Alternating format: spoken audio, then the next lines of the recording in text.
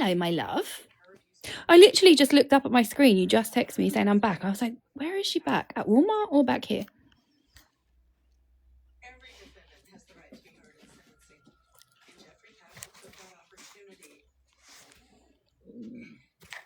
Brazil. Hello, my love. Landed at 6:50 a.m. That is rank. But I wish that I would have that was really bad English. I can't even talk. I wish that I would have done those flights and landed at really early in the morning, and then I wouldn't have been so fucked up with like jet lag.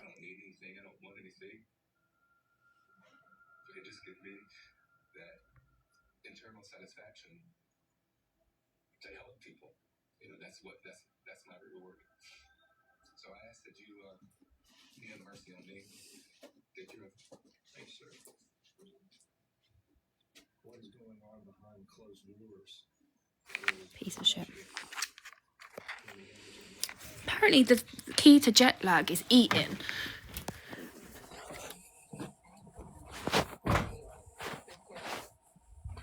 Oh god, it's so cold. It's warm in the day and then it's cold. Hi, my love. Everything survived the flight. Oh, yay.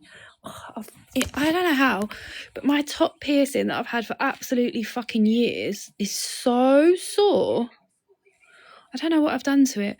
I'm freezing. Mate, and this bastard keeps opening the door. So he worked out how to do it ages ago. But every time I shut, when will you be going live with Tiana? In 15 minutes, she will be joining us. She's just getting herself together. And again, I will address it before the Karens start. Tiana messages me and asks me to go live with her. She doesn't want to do it by herself. It distracts her. And I said yes. Okay? So fuck off to the people saying shit. Mate, do you know how many death threats that I've got? Death threats, weird DMs. I got one. Wait, did I screenshotted one earlier? Hang on, let me show you. Just for showing her support. People are fucking wild. Wait, where is this one? Where is it? Can you see it all? You effing dumb bitch. And I was like, do you feel better for getting that out? And they were like, yeah, thank you. Nothing against you, obviously. I'm sure you're a great person. I've got no clue who you are, but why would you support the lady who is defending an Emma? She's a effing wacko. I'm empathetic, but she's just weird. And you posted a video of that mother effer too, laughing my ass off. You're fine though. Be well. Like, are you okay? So weird. I've had loads of these as well. Like, this is just one that I thought was funny because they ended it on a compliment. Like, but you're fine though. Piss off. I don't normally reply to them, but I thought I'm gonna reply to this one. I don't give a, yeah, but I don't give a damn. I'll always say what I think is right and say what I think is wrong. Do you know what I mean? And I don't really care if other people's opinions differ to that because I'm allowed my opinion. I'm allowed to think what I want to think. I'm allowed to support who I want to support. And that's that, basically. I just don't care.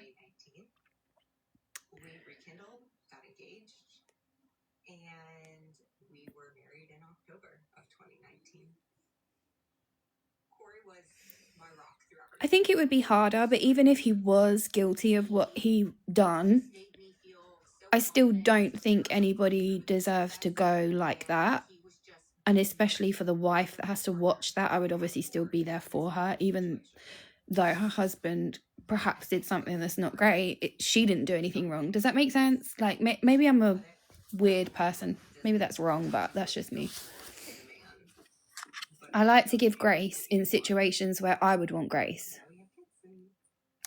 Thank you for putting us onto the ASOS sample sale. You are welcome. Although, Tash, somebody commented today, and I don't know whether they were just being a hater, but they were like, have you read the trust review pilots? And I did go on there, and there were some bad reviews, but not like bad reviews. It was just saying stuff like, oh, I placed an order and they couldn't fulfill it and they kept my money for 7 days or something. Like, that's kind of normal to any website, isn't it? If you place an order, they go out of stock, they will refund you your money. Like, I don't know.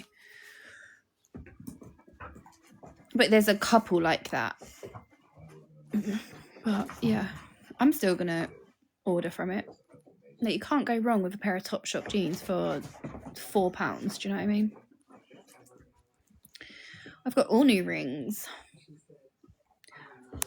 All new rings. Thank you for the gifts as well, guys. I always say this. I am a really rubbish live streamer because I completely ignore you all when you gift me, and I feel really, really bad, but I just like concentrate on the comments and then I lose everything else. No, I'm not engaged. I'm married. Biz. Hey, girl. Thank you, Louisiana.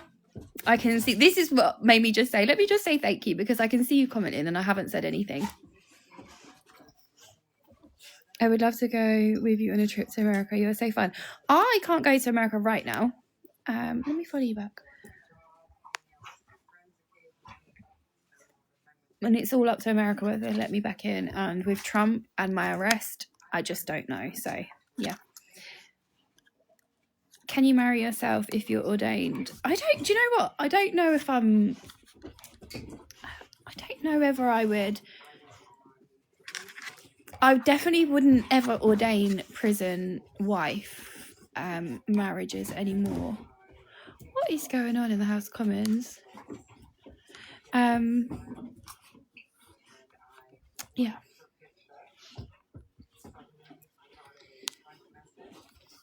How am I married? I've got about 5 different. I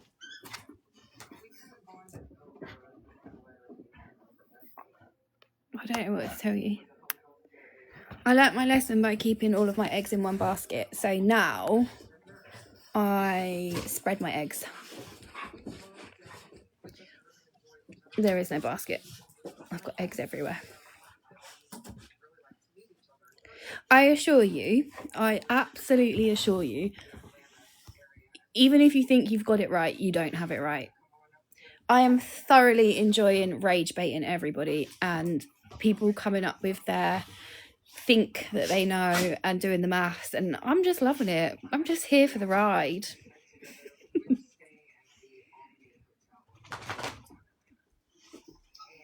I am married, yeah.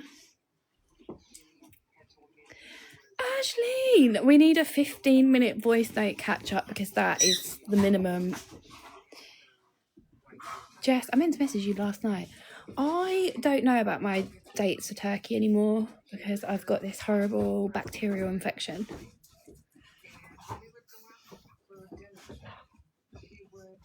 I've got 5 husbands to attend to. But I shall call you, my darling. Louisiana, thank you so much for the gifts. Wait, I'm following back because why am I not following you back? Thank you so much. I appreciate it.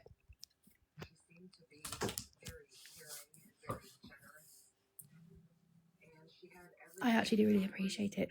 Oh my God, Sean Bish. I saw you coming out of Superdrug the other day and I was too embarrassed to say hi, just in case you didn't know who I was.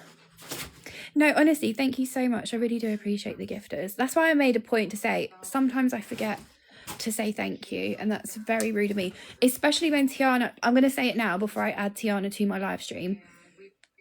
If you're talking to me or gifting me while she's talking, I don't like to interrupt what she's saying, so I will say thank you afterwards. Or just in case you want to, yeah, because I can't take my Slavic princess filter on a road with me. Do you know what I mean? So, may have not known who I was, and then I'd have been so embarrassed that I had to say I was somebody else. I'd have been like, oh, sorry, I thought you were my cousin. Bye. I would have actually ran. I went to meet you at Reggae Land. Oh my God. So many girls, when I put that video out, they're like, I'm going. I don't know what the signal is going to be like at Reggae Land, but I'm definitely going to be like, I'll tell people where I'm going to go. No, that might be dangerous. I don't know if that's a good idea. But I will go somewhere because I want to meet you guys. Do you know what I mean? Wait, I'm going to Reggae Land too. Don't do that. Yeah, I just thought about that. I was like, that's probably not the greatest idea, actually.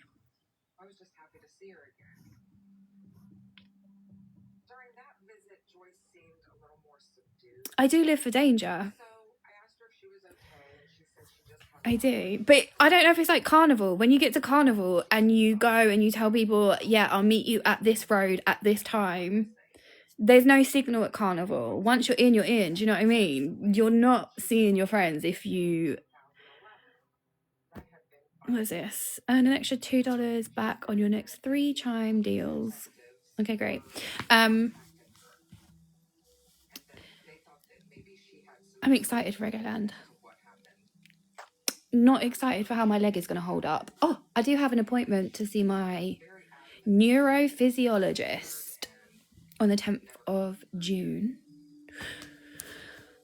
I'm going to have to tell them, if you're about to do surgery, you're going to have to wait until after Reggae Land. Do you know what I mean? What is the iMessage in the background? I need to... Yeah, I will have to wear my brace. I can't walk without a brace.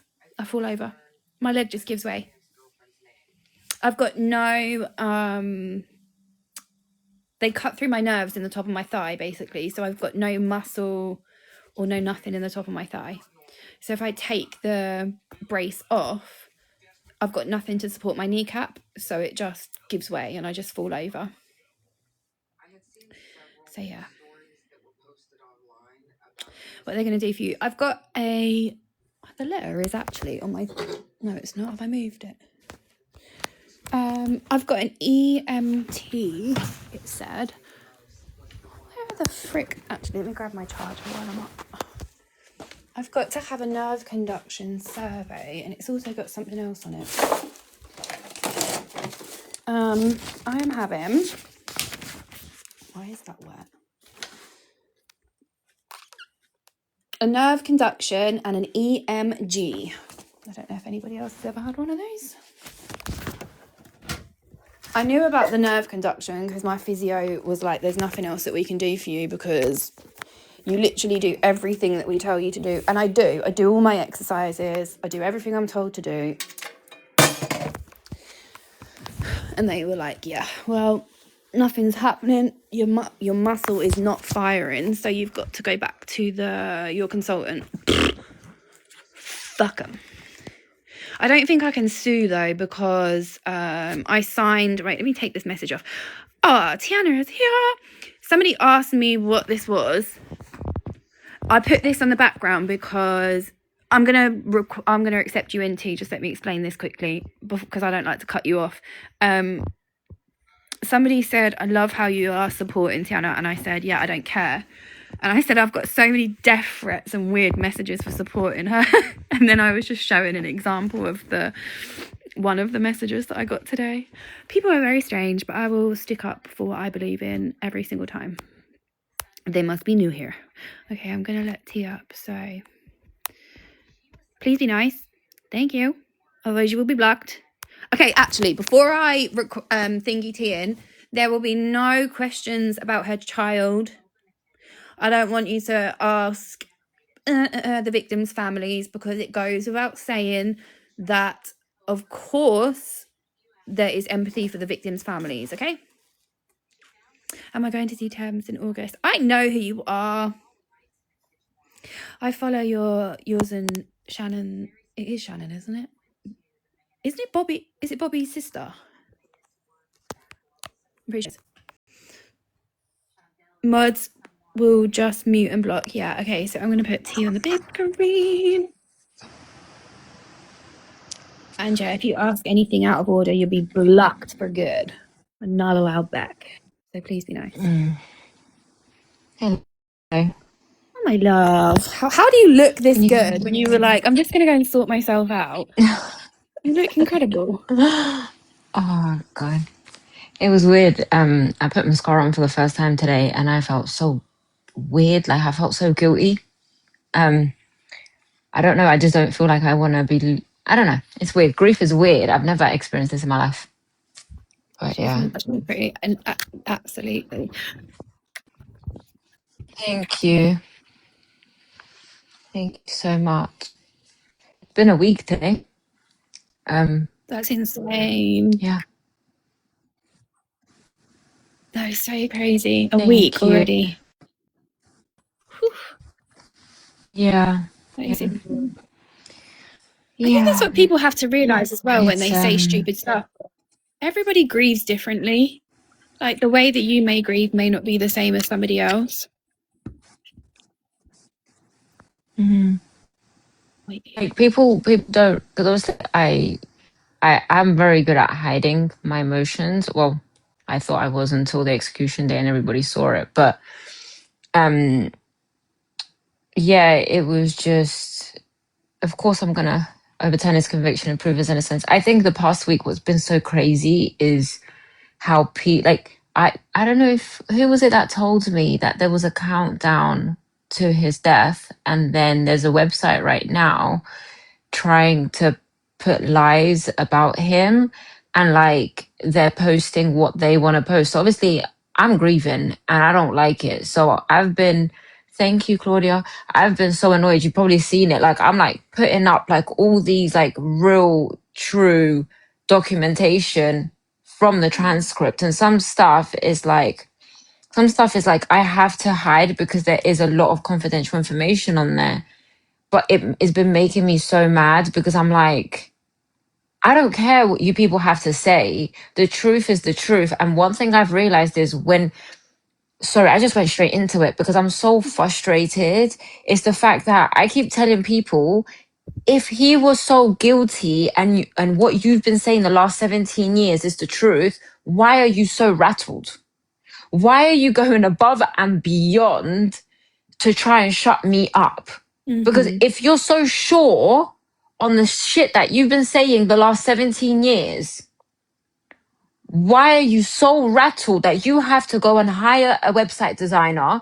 You have to go make up lies about he didn't have can you get his first interview excluded? Yes, and that's the reason why they wouldn't give us a retrial, because they know that evidence would be completely removed, right? Did James ever recant his first ever? Yeah, he did. But this is what I'm saying, like, James, this is how it happened, and I've been saying this 100 times. Sorry, Emma, please ask me questions because I just went straight into it. You can see I've been holding it in. Rant, go girl, let it out. It's We're all like, here for it.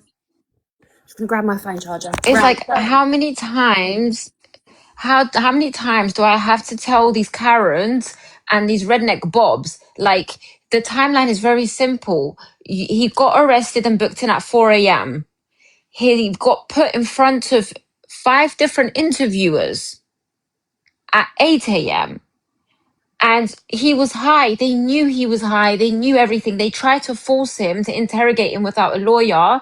And he said, no, give me a lawyer. So what do? They set up journalists that, by the way, they're all state agents. They're not just journalists from like Dallas Morning News. I've worked with these journalists in the last 2 months, the normal journalists like Dallas Morning News and all these people. Like, and they are state agents. Sean Rabb from CNN or CBS or where the heck he's from, his wife was the assistant chief police in Dallas.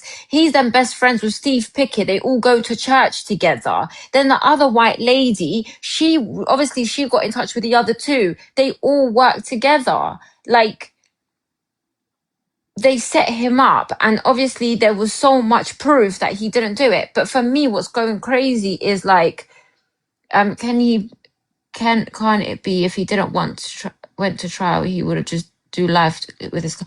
Let me tell you something.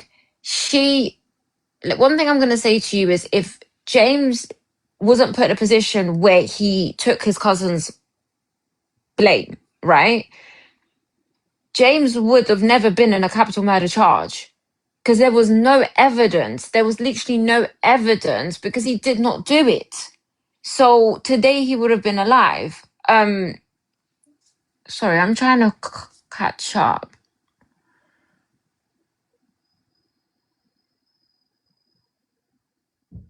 Okay, so the rings, so we got engaged last year, early last spring last year, and then he had help with his family members to get us the rings. He picked them, and then obviously I went to pick it up.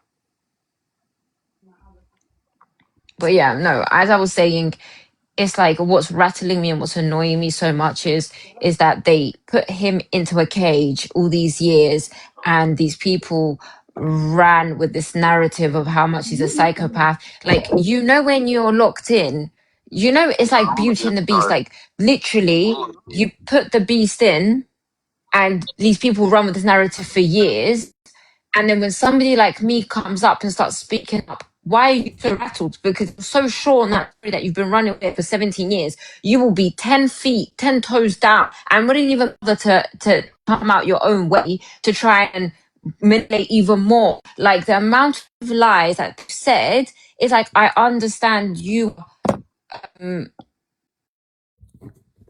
No, he wouldn't. He would take it back because there's no point of taking. You can't take it back. It's the truth.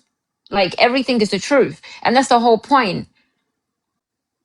It's just a fact that, guys, what I'm gonna say to you is don't be loyal to people that won't be loyal back to you. That's what I'm gonna say. Like, blood, no blood, whatever it is. Don't be loyal to people who won't be loyal to you or that know the system like he did. Because James didn't. James had no business with Lisa ever. So why did his cousin wait? His cousin waited because he truly believed, because there was so much evidence showing that James didn't do it. He truly believed that there was a chance for him to fight it and to be able to get a retrial or a commutation. And the lawyers had been going back to him 100 times and saying, listen, this is not how it works. Like, it's not easy to just get like death penalty. If you want to get to death penalty case, it's so hard to overturn it, especially when you have victims' families just boom, boom, boom, like consistently on their cases, and when you have connections inside. And I'm so sorry to say this, guys, but when the victims are white conservative families, you are messed up. Like, you're done. You're done. And you're going against a machine that is consistently going to eat you up, especially if you touch their own people, right? So it's a situation where his cousin truly believed he was just not going to end up getting an execution date. As soon as he found out there was an execution date, he spoke up. He signed it. He's under perjury. Like he knew there could be a chance. There was always that chance that his thing could go to DP from life without parole, because Texas, they will do anything at this point, right? But he did not care and spoke about it, and it matched DNA. And hence why when I spoke to the governors, I had a meeting that Monday, 3 days before the execution, with the governor and his counselor and his team. And I literally said to them, look, guys, if we came to you with a confession and no weight, I'll put my hands up, right? But we came to you with a confession and so much weight of evidence. Just give us the 30-day reprieve, investigate it, and then we'll move on from there. Mm-hmm. We never sat there and said he's totally innocent, because James always took accountability for being there. James said, if I have to do time for being there, then that's fine with me. But I don't want to be killed for something I didn't do. And that's what people say. People keep running around saying, oh, he's not completely innocent. He's always known he wasn't completely innocent because he was there. He was accountable for being there and following his cousin. But he should have taken a plea deal like my husband. He wasn't even given a plea deal. Demarius was given a plea deal, and they said that they were not going to pursue the death penalty. They did not even offer James a plea deal at all. Because they just wanted him dead. They just wanted to give him the death penalty. He wasn't even given a plea deal. That's what blows my mind. So it's a situation where, like, it's a situation where it's just like, I literally we said to the Dallas district Dallas attorney John Caruso and his team, we said it to Governor Abbott. We said, just investigate it. At least go to Demarius and investigate it. Your job is, if there's any new evidence, you're always supposed to investigate it as a legal system, right? Because you don't want to get it wrong. But when I tell you, the way the rug got pulled off under our feet and we just tumbled because it was like, well, hold on a minute. Why are you guys so adamant not to even investigate it? And it's because he's black. I don't care what people say, because if you look at the demographic of people who are coming after me, it's my skin color. It's just they're conservatives. They've blamed the liberals, they've blamed the Democrats, they've blamed so many other people. No, what has the Democrats, liberals, and any party got to do with James's case? It's specifically check. All we asked for was check the evidence. But no, no. God forbid you have connections in there. Like it's and then all of a sudden, have you not realized, like, they all get together, and then, like I said, like I keep saying, if you were so sure that James was so guilty, when I started speaking up, why was I getting death threats? Why are you going above and beyond to prove me wrong? Why are you actually lying about the birth certificate? I want to curse, but I'm not going to curse. Like, dummies, you all are saying that the birth certificate was not found. It's in Arkansas. I've seen it. That's how I found his biological father. Like, people are saying, oh, there was nobody ever proving that he was higher under PCP. I've proven it. Like, oh, this, oh, that. Like, what's crazy is they've only got things that they get given from prosecution. They will never be given things from like the legal documents that I have. If I show you, I think I posted it. I have 4 big bags, like big bags of legal documentation. And the problem is that they were trying to come for me. And then when I said to them, you do realize I've got post-mortem pictures. I've got post-mortem. I've got everything. Like, literally, I have seen every single thing that nobody but the court system and myself have seen with our own 2 eyes. I've seen the crime scene. I've been to Garland. I've been outside the studio. I've been by the church where they held the ceremony. I have been everywhere.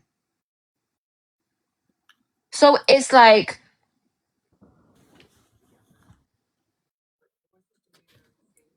Tiana, please be careful out there. Do you know what's so funny? It's coming to a point that people don't realize, right?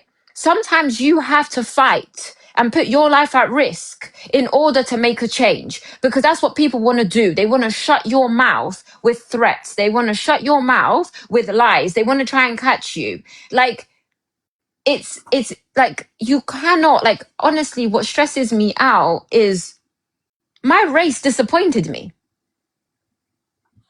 Like, it's embarrassing. He did not do it, because let me tell you something, right?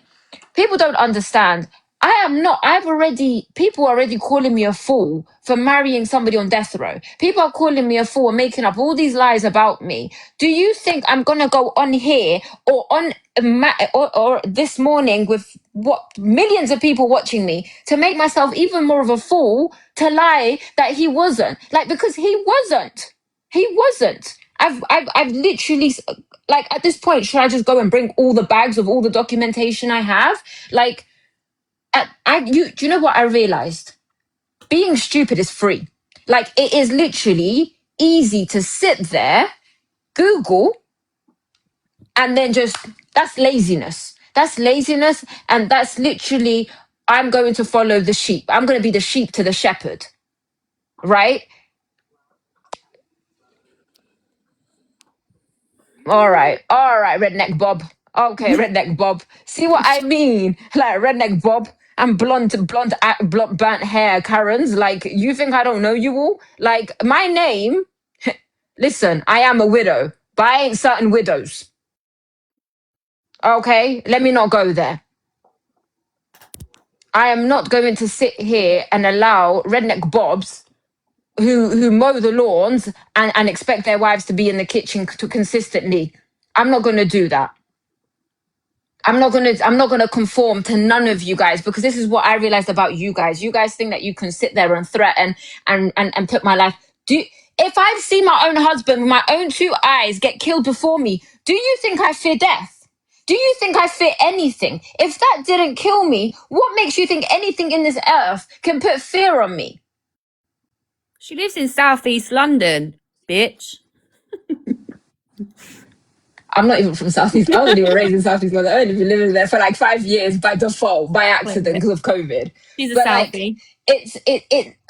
Yeah, but it's like I don't fear if I can see my husband be killed right in front of my face. You think I'm going to be fearful of anything in this life?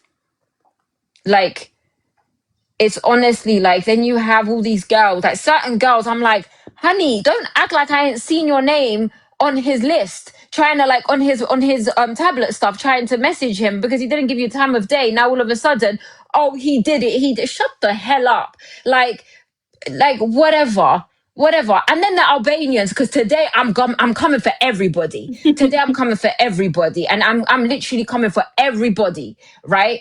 And then the Albanians, I'm so sorry, you bully your own sisters, you bully your own mothers. So how are you coming for me? Like Albanians and Kosovans, if you go back on Google, because everybody likes to go back on Google, we have the highest statistics of domestic violence against women, whether it be physical, mental, financial, even social media. Like people don't understand, yeah? When people don't understand, it just happened to be my husband that was wrongfully convicted. But what people don't understand is I will do this for anybody who's oppressed. I've always been like that. People have known I will fight for what is right. I don't care what it is. I don't care what it is. If Emma was struggling right now, when somebody was oppressing her, I will be on here or anywhere fighting for her. I will fight for people's rights because it's nobody's damn business what life choices people make. Amen. He doesn't know. They stopped the last meal. They stopped the last meal in Texas, so they just eat whatever's been served in the canteen for the rest of the inmates. It's just, it's too much. Like, I realized, I understand when people talk about social media and how social media can really hurt people mentally.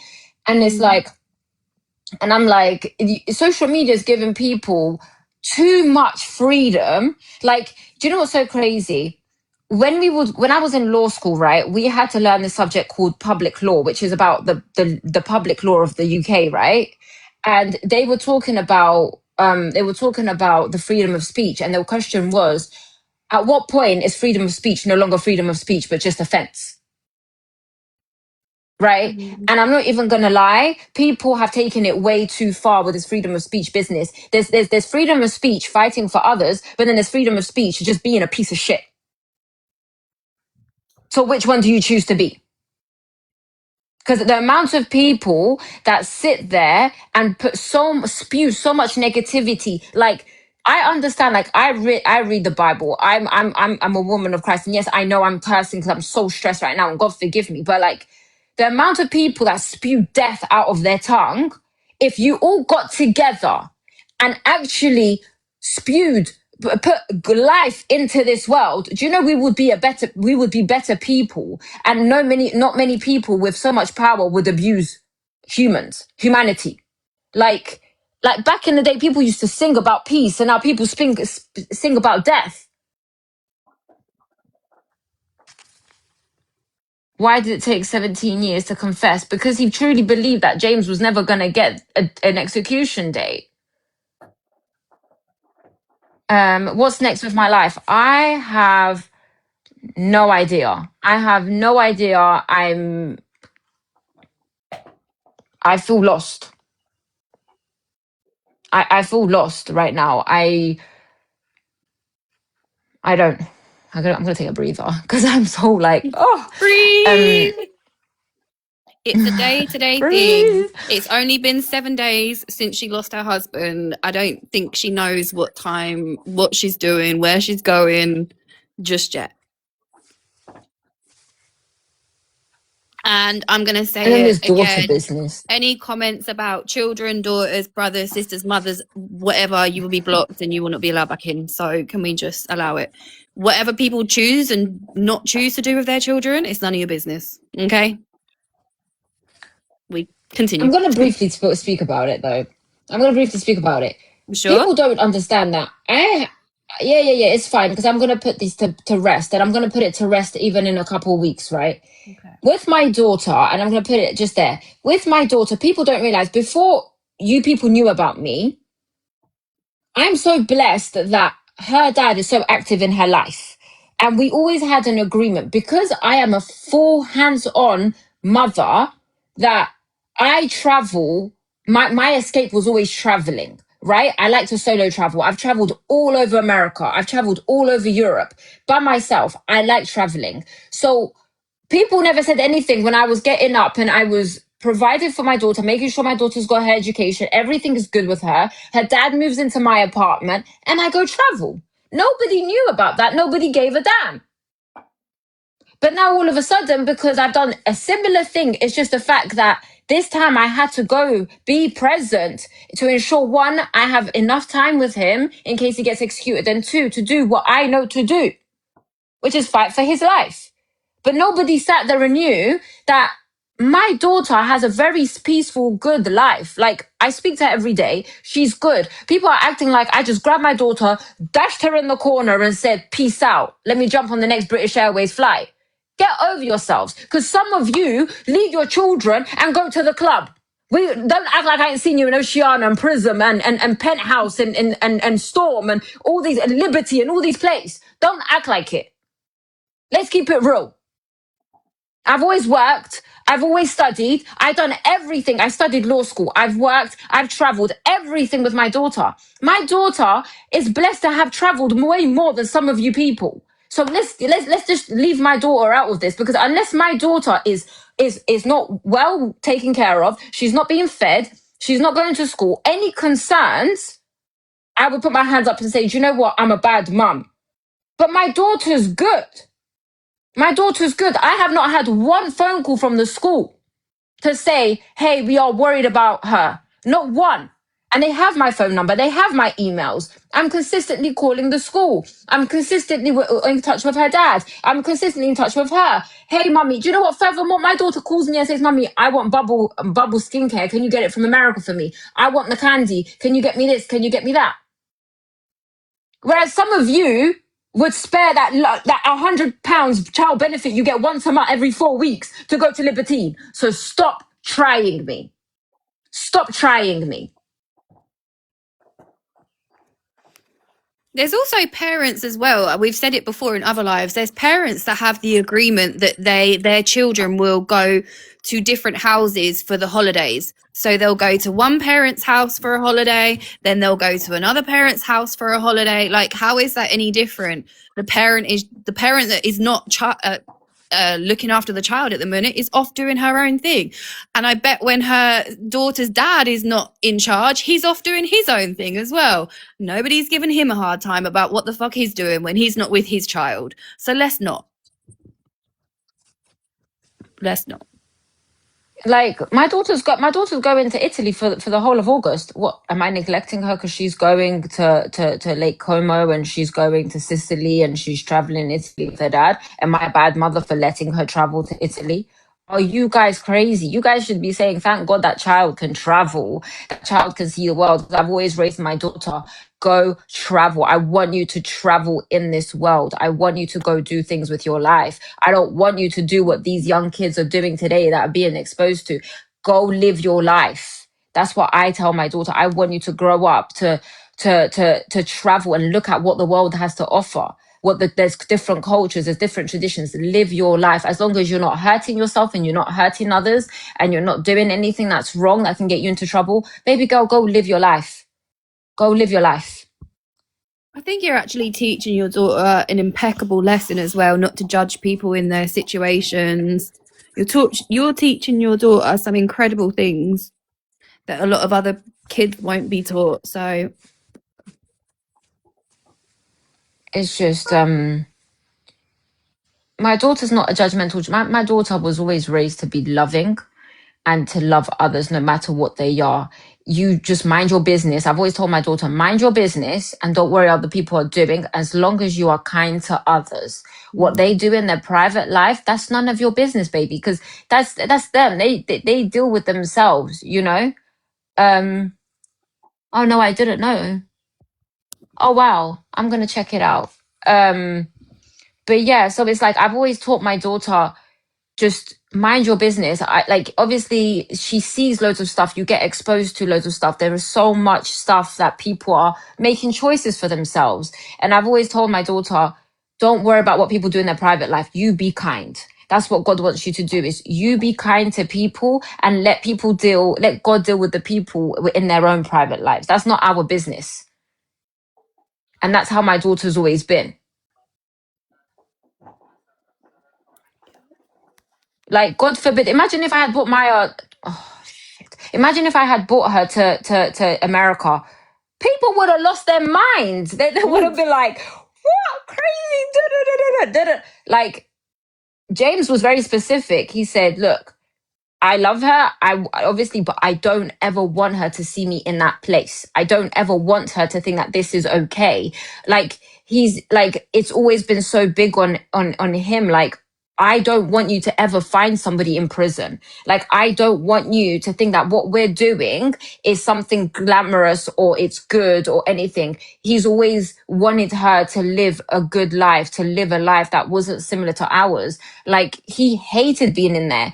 Can you imagine? You're a 19, you go in there, you're wrongfully convicted, you're being treated like an animal, like shackled, right? And you're now 37 and you're just sitting there thinking, what the heck has happened to my life? Like, what just happened to my life? I'm going to actually release a video of his voice because I've recorded him so much, of him talking about how he hates the decision of going to the scene with his cousin. He hates that. So, yeah. So it's just, there's so much people that I haven't seen. Okay, no more talking about my child now. I'm done. Doesn't matter how old she is or not. It's Tiana Albania. It doesn't matter. I am Kosovan. I am from Kosovo. I was born there, but I have lived majority of my life in the UK. And I haven't been back to Kosovo 10 years now. James is not having a funeral. James asked not to have a funeral.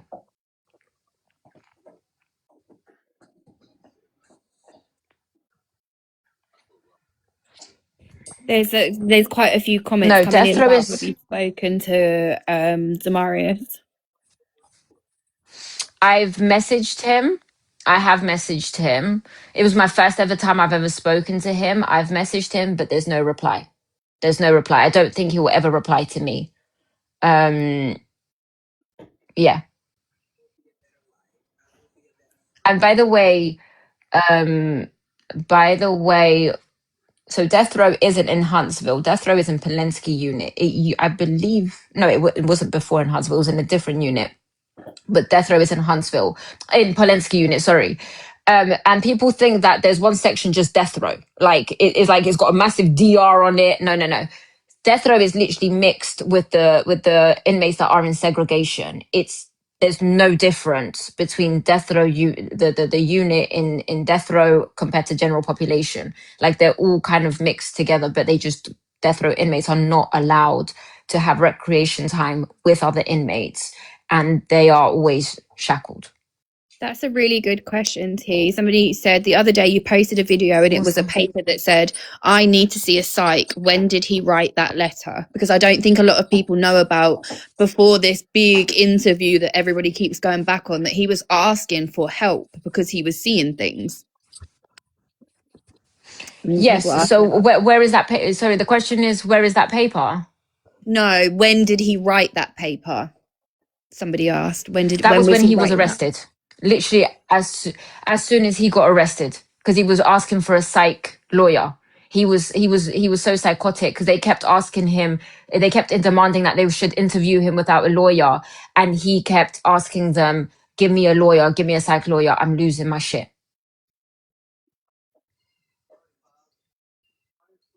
Why did they refuse him the help?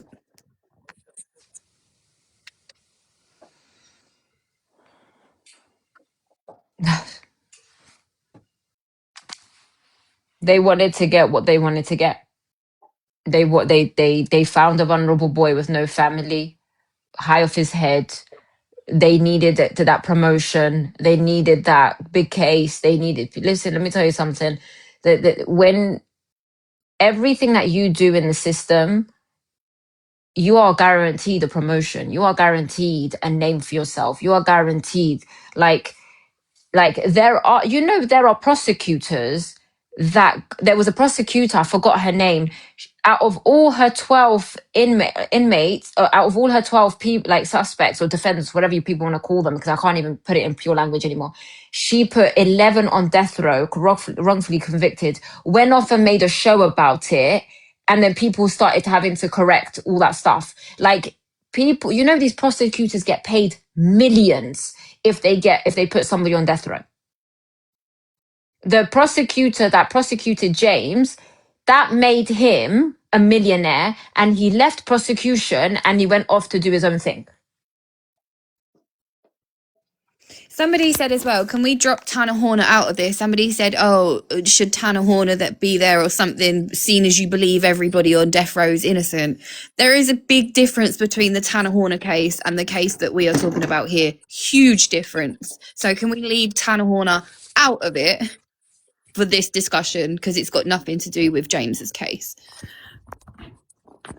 The only similarities are they would have both spent time at the same unit. And that's about as far as it goes. We all know that Tanner is guilty beyond means.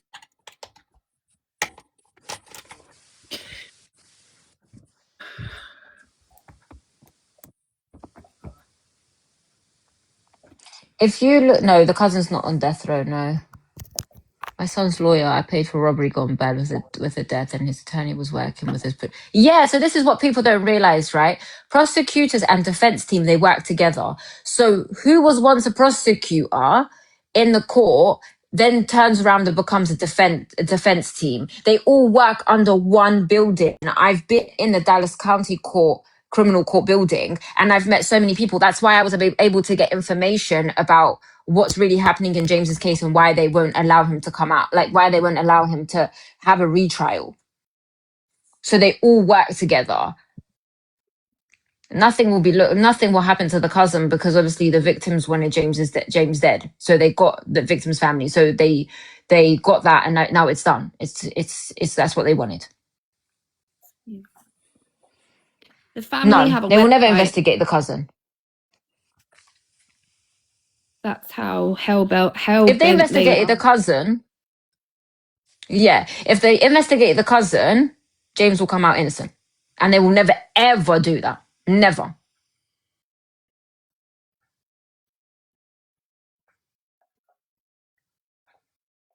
No.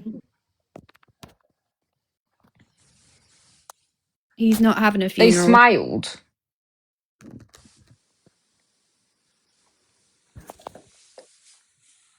They went to watch it like it was, by the sounds of things, from what obviously Tiana has explained in the media, they went to watch it like a basketball game. Snacks, drinks. I don't know.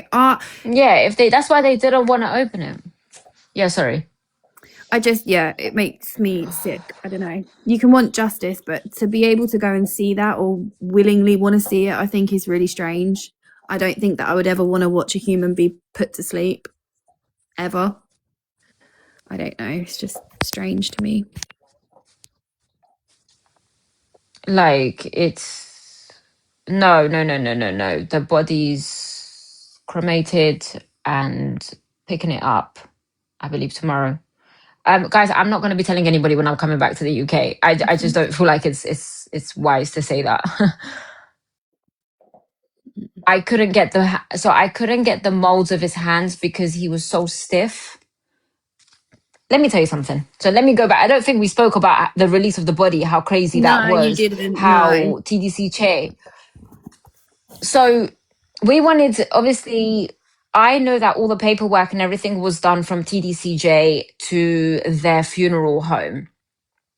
And they had told me once they declare him dead, he is now my property, which is so crazy to say. But he then becomes released to me. And what happened was, obviously, the Friday, the next day I called up. They said to me, call in the morning, call us in the morning. The funeral home said, call us in the morning, the chaplain, and we'll start talking about releasing the body as soon as possible. So I said, okay, fine. I called up. They're pulling us around. They're dragging us around, right? And they said, well, it's too far now. It's too late. We don't work on the weekends. You have to pick the body up on Monday. We said, okay. Called up Monday morning. They said, well, the body's here, but we haven't been released to be told that he's dead. I said, he is dead. I can promise you he is dead. Because if he isn't, he better come home now. Like, he is in a cooler. He is dead. I can promise you he is not breathing. His soul's not in his body. No, but we haven't been told, we haven't been given notification he's died. Make him connect them too, because maybe I've lost it. And maybe I lost my mind the day he was executed because everybody saw that I did lose it. But I'm not stupid. So there was a fight back and forth. My funeral home kept calling them and saying to them, listen, you need to release the body. Like, you guys have the paperwork, you guys have everything. No, no, no, no, no. Then I called up, I kept calling. See me, I called up the unit, I called up TDCJ, I called up everybody because I've been doing this for 2 years. Then they got mad. So they told the funeral home, you need to pay up to go pick up the body. Excuse me? Pay up who? For what? What are we paying for? And then obviously the funeral guy, he's been doing this for 19 years. He said, listen, I'm going to call the state because since you guys want to be now trying to bribe us for money, I'm going to call the state. When she said that, they decided to release the body. So it was too late. They pushed it until 4:30. Bearing in mind, we are up North Texas and his body had been sent to South Houston, which is like 2.5 hour drive. So we couldn't have made it on time on Monday to pick up his body. So bless him, he had to go. He got there for 8 o'clock in the morning. He had to leave about 5:36 to go pick up his body and then make it back on time. And funny enough, guys, and I don't know if I'll ever release them. I took pictures of my husband's body. And it made me so angry. It made me so angry because one, he had apparently I will never get remarried again. Never. His trousers had liquid coming out of all of it. So you could see that he hadn't been put in the cooler straight away. And then not only that, where the IVs were, because I didn't know they used 2 IVs. I thought it was just one, but they make sure they put 2 so that they will make sure you're dead, right? So where the sleeves, because he had short sleeves, there was yellow liquid everywhere, everywhere. So obviously the poison, they assumed that the poison had started to come out of his arms. And then obviously the swelling, the bruising, he had like bruising all over his arm. And then I unwrapped it because they had put like band-aids and the plastic around, like cling film around it. And I took it all off. And then I took pictures of everything. And he looked so peaceful. And that's one thing that I got to spend about 5 hours with him. And they were so patient. They took his fingerprints. They did a digital fingerprint as well. Yeah, we couldn't do the molds because he was so like, was that rigorous mortis? Like he was quite, yeah, he was quite, and he was still frozen. So he was quite stiff and there would have been no way we could have done it, which is fine. He was able to wear his ring finally, which was nice. Yeah, like it was nice, but I don't know. And it was nice because in a way, grieving is so weird, but like one thing about me, I'm an oversharer, so I'm just doing it. His hand was a bit like, it was weird because his hand was like in a hand holding posture. So when I held his hand, there was his fingers around me. And weirdly enough, the one hand that I was holding, that was the only hand that was warm. The rest of his body was freezing cold. So it was nice. I'm not gonna lie, he looked so peaceful. He looked so peaceful. He had a glow on him. Like, yeah. Am I in contact with his mum? Yes, I am. Yeah. Yeah. But that's a different relationship between him and his mum. That's one thing I'm not going to overshare and speak about. Yeah.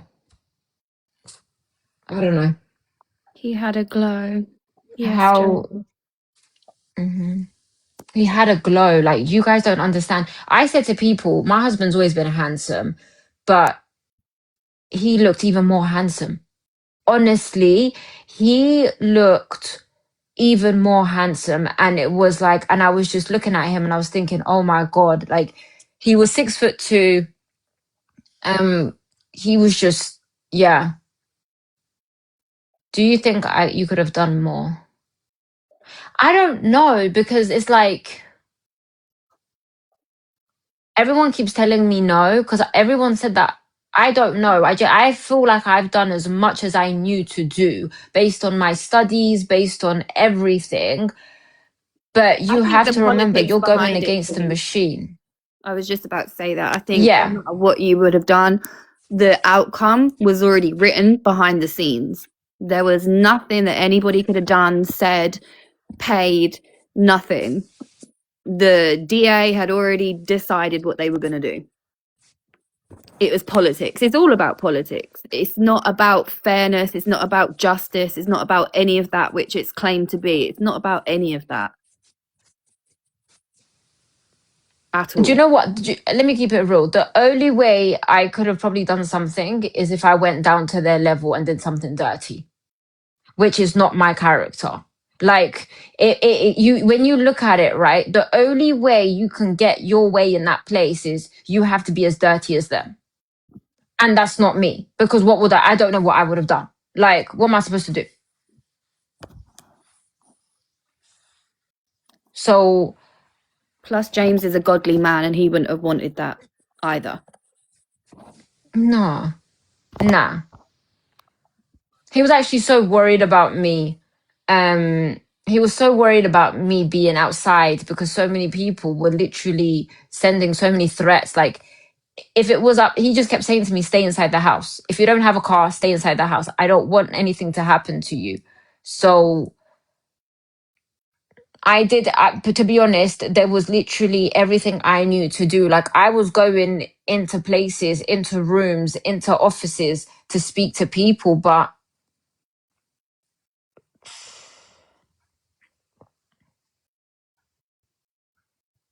Texas had made yeah, their Texas made the decision a long time ago. Like, the Butlers and the Swans were very open about how they were promised this from a long time ago.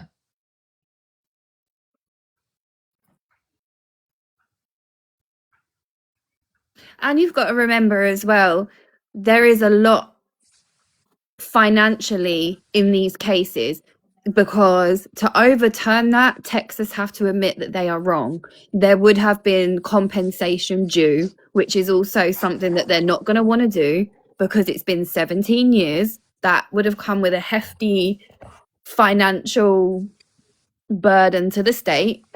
They're not going to want to say that they're wrong ever. And that goes for many of the states that wrongfully convict people. They don't want to admit that they're wrong. That's millions and millions of dollars that they don't want to pay out. So they will do anything that they can not to do that. See, Clinton, someone just mentioned Clinton Young case. He kept getting execution days, execution dates. Even Robert Robertson keep getting execution dates because they know that they messed up, but God has been good and they were lucky, and they like Clinton Young, they still did him dirty after and put him with life without parole. I know his team, and then Robert Robertson, they're still pushing to get him executed, even though there's so much evidence that he didn't do it. So, yeah, so it's just like, it's, guys, you're going against Goliath. You're going against a machine that They will never admit it. That's why they did not want. That's why they did not want to investigate it. Because I kept like I said earlier, all we kept asking was just investigate it. Just pause it for now. Investigate it. Will I continue to fight for people on death row? That's a question that I really have been questioning myself, because that's something that I want to specialize. I've always wanted to specialize in anyways. That's been my biggest interest in law. I don't know. I don't see myself ever going back into Polanski unit. I can't imagine myself sitting in there speaking to another inmate, where obviously it will never, ever, ever be no. But by the way, there will be no ever romantic relationship with me and anyone else. But I don't know. I have this right now in the mindset that I'm in. Is like, if I couldn't help my own husband survive this, I struggle to go help other people right now. Maybe maybe in a year or two, maybe I will be able to fight. But I think I wouldn't work. This is what I think. I wouldn't work directly in people's cases and fight for them. I will work as a whole when it comes to the death penalty. Yeah. So it wouldn't be directly with one inmate. It would just be as a whole system. I think healing and therapy is needed first, because I don't think any human is set or built to stand in a room whilst other people delete their husband or wife. I don't think that humans are built for that. I don't think I tell her every day, I can't believe you got out of bed today. I can't believe how well you're doing today. Like, whoa, I can't even imagine seeing the things that you have seen and still getting up every day. And yeah, no, I couldn't do it. I couldn't. Yes. So do they offer therapy? James actually organized for me to have therapy sessions done here in Texas, and then they are now finding me a therapist. That they're finding me a therapist back in the UK. So, as much as people love to say that my husband's such a bad person, he's actually organized therapy sessions for me, to help me. So I did to actually see a therapist yesterday, and I'm seeing a therapist tomorrow, and then yeah. Thoughts on the Tanner? Oh my God. Thoughts on the Tanner? I've already said the Tanner Horner case and this case that we're talking about are two very, very, very extremely different cases. I still believe that Tanner should not have gone to death row. I believe that he should have been put in general population and made to survive himself. That's what I believe. I believe he should have got general population, which he never would have got. He would have got protective custody, but they should have chucked him in general population. He would have been gone next week, if that, maybe the next day. Then it would have saved all the taxpayers millions of dollars of time, years, appeals, dates that he's now going to go through. He's going to probably live longer than Athena was actually alive. So I think death row is actually a cop out for somebody like Tanner Horner. He should be in general population being tortured like he did that little girl, in my opinion. Sorry. One thing that people don't realize is people that do commit the crimes, especially being in death row, they deal with that very, very hard. Just last year, one of them ended their own life because he couldn't live with what he had done. So people don't realize, like, a lot of these people who do actually do it, whether they're on death row or not, they do struggle with the idea of what they have done. Because you have to remember, when you study something like homicides and people, the way they do these things, everything is very much in a place of impulse, in a place of delusion. It's weird how their brain works. But once they go into places like segregation and cells, and it's silent, they struggle with that mentally, to the point that before, nowhere near the time of them ever having a date, they try to end it themselves. That's why it's like, you have to remember, the death penalty is not for justice, it's for revenge. And a lot of people, and I've spoken to a lot of people who their victims' families have said after executions have happened, they just like, is that it? Why do I still feel the same?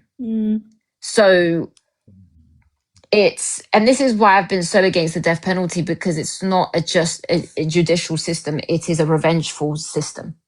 And for those people that say that it's allowed to execute somebody, right this current moment on my husband's death certificate, the cause of his death is homicide.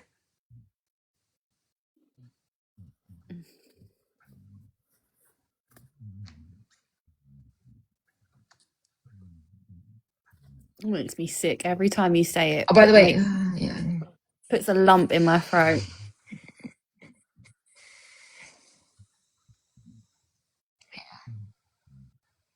Oh, hi guys. I've seen a lot of people from my old school, so I just wanted to say hi. I am seeing your comments. I'm not ignoring anybody. And those people who know me from before. Yeah. So thank you, Sophie Louise, for all of your gifts.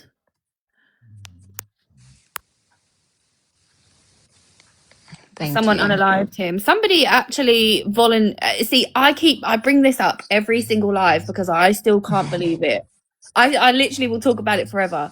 Somebody volunteers to press the button. Somebody volunteers behind the scenes to cause that death. Are you not a sicko yourself? Like, huh? It says, yeah. And that's why it says homicide. You'll never know who done it, but they volunteer to do it. So why does it give them a right to end somebody's life? Like, huh? I don't get it. No, the warden wouldn't. So there's two different wardens in the Polensky unit. There's the warden of the whole of the unit.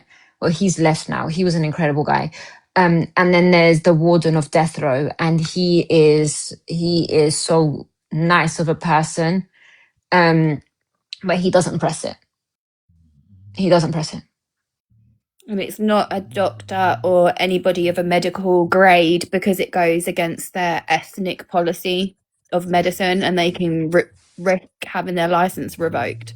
So the only reason that the doctor is there, from what I've learned, is to pronounce the death of the inmate. Yes. Yeah, so the doctor cannot have nothing to do with it. Did you ever hear back from the governor? No.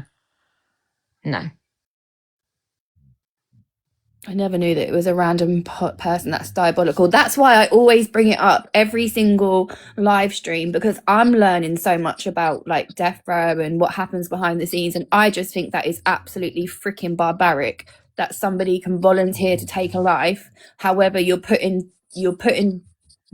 about to delete somebody that's taken somebody's life. So how is that just? From injection to death, it's 20 minutes. Sorry. And you're not allowed to touch. I learned that from T. You're not allowed to touch where the IVs are, because you are then at risk of harm to yourself, because this substance is so potent. You're not allowed to touch the area of where the IV was put. That's so scary. Yeah. Do you know what's interesting? When I did my death penalty training, we were told that it's usually the older generations that still believe in the death penalty that are still pushing it, and that a lot of the younger generations are now becoming more and more against the death penalty. And those are the people that actually fought for, pardon me, those are the people that actually fought for Luigi Mangione not to have the death penalty, and that was then dropped out. So people don't understand. And one thing I've realized as well is that a lot of people, because the DP is something that is so old school, and they believe that the forefathers in that created the Constitution of America brought the DP into America. So this is something like of an older generation.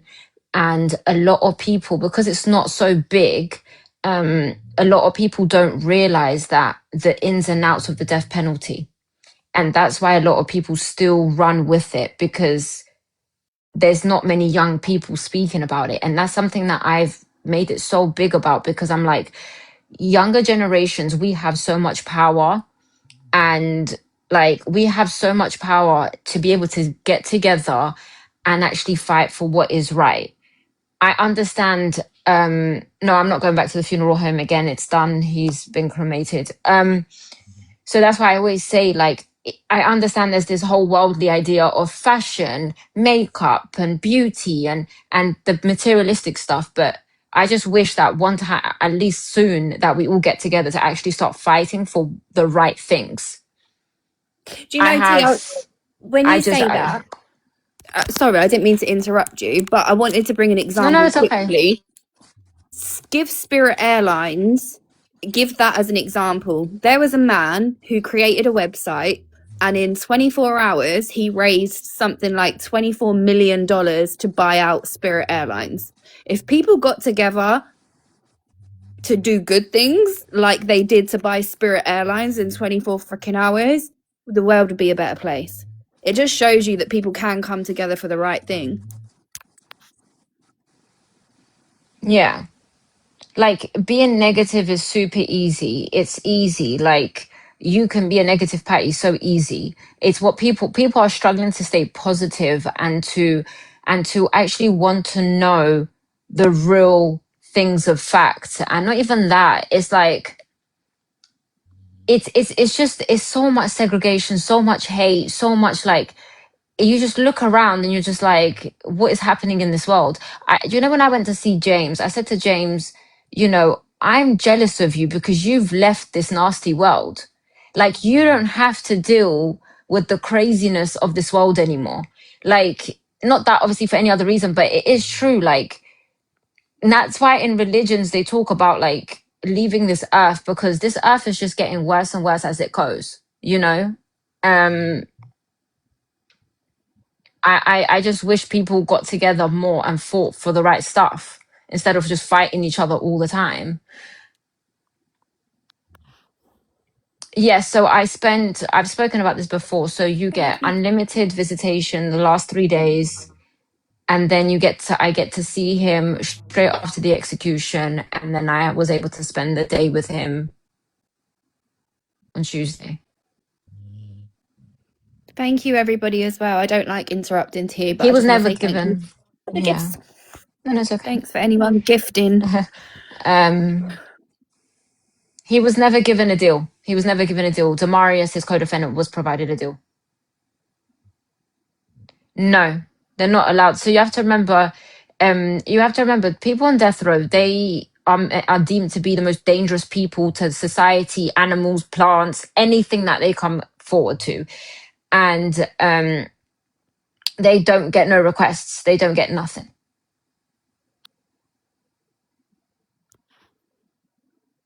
He had to eat the same meal as everybody else that day. They don't get special like last meals anymore or anything like that.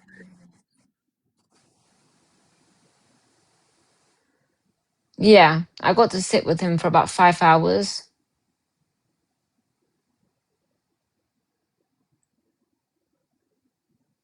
Yeah, still behind the glass.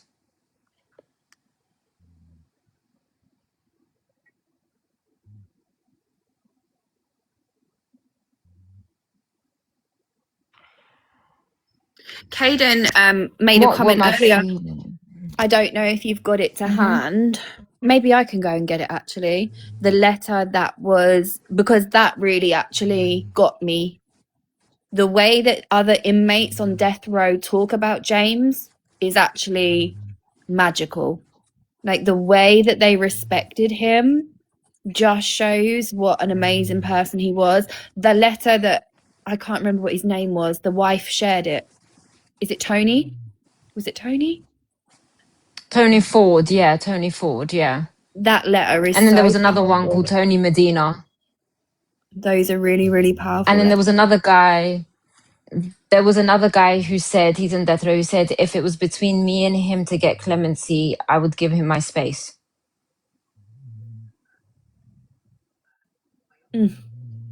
Guys, you don't understand. Like, you guys are tarnishing him for something that he said under the influence and he was being loyal to his cousin in 2009. People don't understand. If people met James, and so many people who have spoken to him and written to him, they will all tell you the same thing. Like, if James was alive and he was out, I'm telling you now, that man gave his life for anybody and everybody. Like, and I'm not just saying that to protect him, but like, he was one person that he will be like, something happens to somebody or whatever, he'll be like, babe, go help them. Go see this, go see that. Like, there's so many, like Emma said, there's so many testimonies of who James was. Like, it was. I'd also like to point out as well, obviously I was married to somebody that's incarcerated, so over the last 5 or 6 years I have become friendly with a lot of prison wives. I can tell you that I know prison wives that are married to men that have done worse crimes than what JB was accused of, and nobody would say anything to them because they're not on death row. Nobody would say anything or know anything. It's just because this case was so prolific that you guys have an opinion on it. There are women with men that have done way worse, and these men are forgiven because, you know, people can grow and people can change. Well, why do you not give that same mentality to JB? Where does your moral compass start and end? What is it, because he was sitting on death row and somebody else's husband is in general population? I can tell you that as factual. I know people that are married to men that have committed crimes against children, and nobody says anything. So where does your moral compass I don't start? have feelings.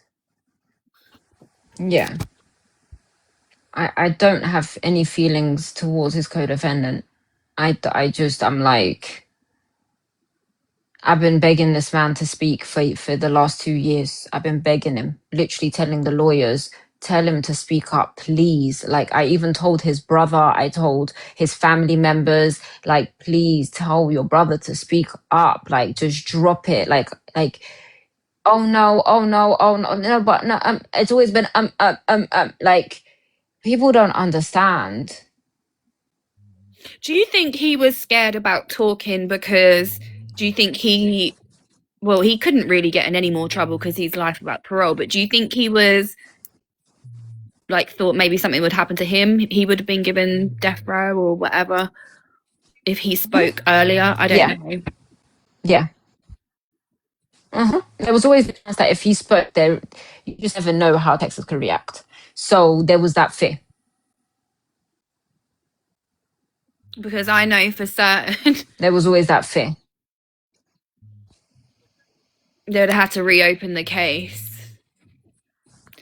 So when people are asking why didn't Demarius speak out until last minute, one, he didn't think that JB would ever get a date, and two, like I just said and asked, he probably was nervous about what would happen to himself if he spoke out.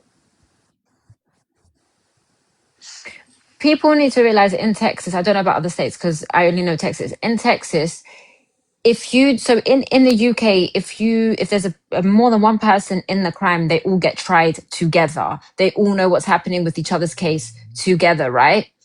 In Texas, co-defendant has a separate trial compared to the other defendant's separate trial. They have no clue of what's going on with each other's trials unless the lawyers speak to each other, right? So, and that's something that did not happen up until James had these legal team that we had, and that was not until like 6-7 years after he got convicted. So that's what I'm saying to you. These two people, like, they were in the same jail for a few years, like for a long time, and they didn't even know that until they accidentally passed in visitation area, and they didn't even speak to each other. So James had not spoken to his cousin since he was arrested back in 2009. It's too different. Like, it's so different. It's so different. If they were tried together, this would have been a different case. I need my phone. Which family? No, his cousin's doing life without parole. 17 years. He was in death row for 17 years. And what's crazy are there are people that have been in death row for more than 20, 30 years. But they rushed James's one. Yeah. So that's why I'm saying, see, that's the question that you just asked. Why was his rushed?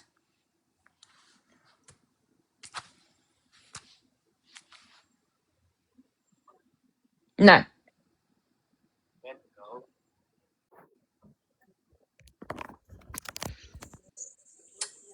That family's never really spoken to each other. It's complicated. That whole family is complicated.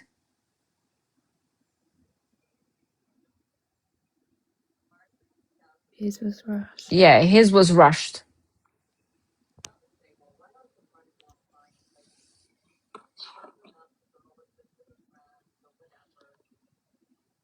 No.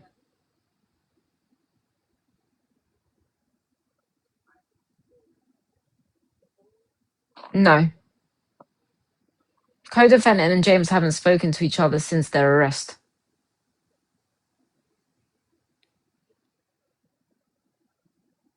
He got his date December 17th, and then he was executed April 30th. In Texas, I believe in Texas, you have to give inmates 3 months, at least 3 months notice, but some of them end up waiting 6-7 months until their execution date. But James he had 4 months, but they have to have at least 3 months. Whereas like in Florida, you get 1 month in advance told that you're going to be killed. Claudia, just letting you know, I've just moderated you. I need some mods in here. Thank you. Some people keep asking, were you there? Depends in every state. I keep seeing that comment Where was over I? and In the over and over execution? and over again. Yeah, were you there when he was executed? Far away from my birthday. Live. HD. Like Okay. 4K before my eyes.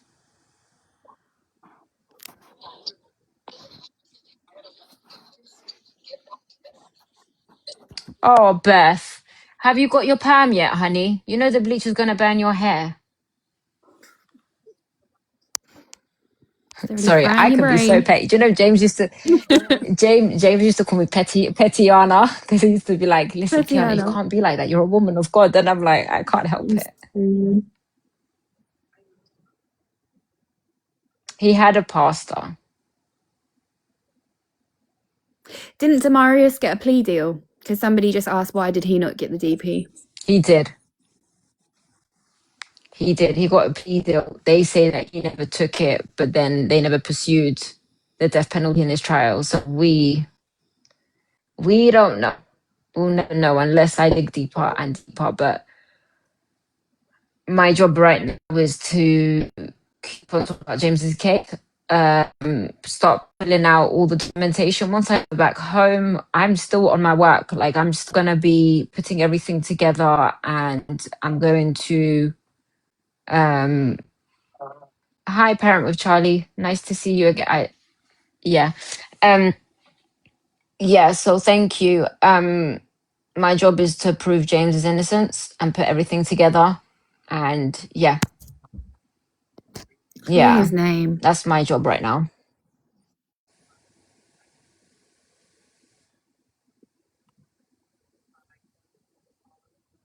I'm allowed to release everything right now. That's why everybody's panicking. That is why everybody is panicking. Like, that's why people are coming after my neck. Because right now, I am about to release everything. What about your job as a mother? I didn't realize being a mother was a job. It was a choice. Thank you. Thank you. You do, guys, you do realize you guys keep saying, what about your job as a mother? You know, if I actually went and pursued, just without being in a relationship with James, and I went and pursued death penalty, I would have still had to travel to Texas as a job, regardless. So just because I had a romantic relationship with this person, it makes it worse. But regardless whether I had James romantically or not, I would have pursued I would have wanted to pursue it as a job. But then what? Oh, she left her daughter in London to go work. Like, thank you so much. I'm confused. This is why. Okay, Thank you so the so people that are much. sending you flowers, do you get what they're doing? They're sending you gifts so No. you can so Oh. when you get off live stream, everything that they're sending you, it equals money. So you're getting paid for them sending you gifts, basically. Oh. People are sending you money Oh, without thank sending you you. money. Thank you so much. Oh, God bless you guys. Thank you so much. I just thought I'd tell T what it Oh, means because thank she's you. Now I sitting there get it. so confused. Like, what the fuck is going on? Do you know what? I'm so old. I thought it was like some MSN like little emojis that people just put up. Like, do you remember MSN? There's like knock, knock, knock. And sorry, guys. Oh, thank you so much.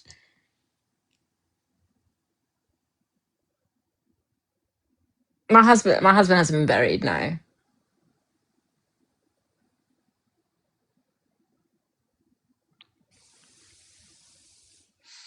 I wouldn't directly help another death row inmate. I would help to abolish the system.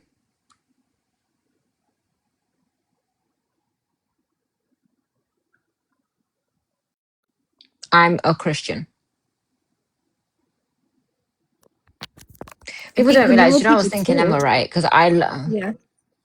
Hmm? So the more that you talk, I think No. the more that you talk, the more that you're educating, and even just talking and educating people on this is helping James, because I've learned so much in the last week about death row, what happens, the things that go on behind it. Like, I've learned so much. So I think just educating people, even if you never directly get involved with another case again, the way that you speak about it and the way that you're educating people about it, I think is incredible, because my opinion has changed, and I'm sure you are changing so many opinions and things out there. You're educating people on things that they don't know, and I think that's really incredible. And I think James would be so incredibly proud of what you're doing. Like, the way that you can just sit even now, even just a week later, and tell us all and be open and real and honest and raw. I don't think there's a lot of people that can do that.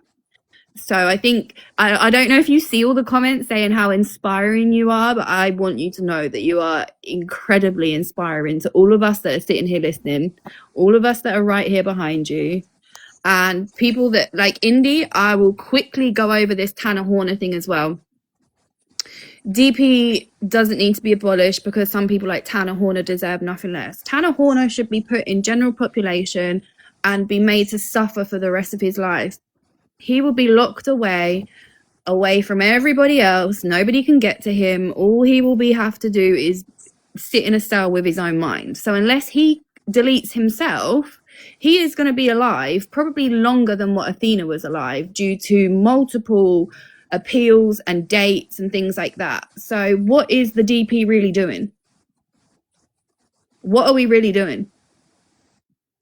He should have been put in general population, no protective custody, and left to fend for himself with the other inmates.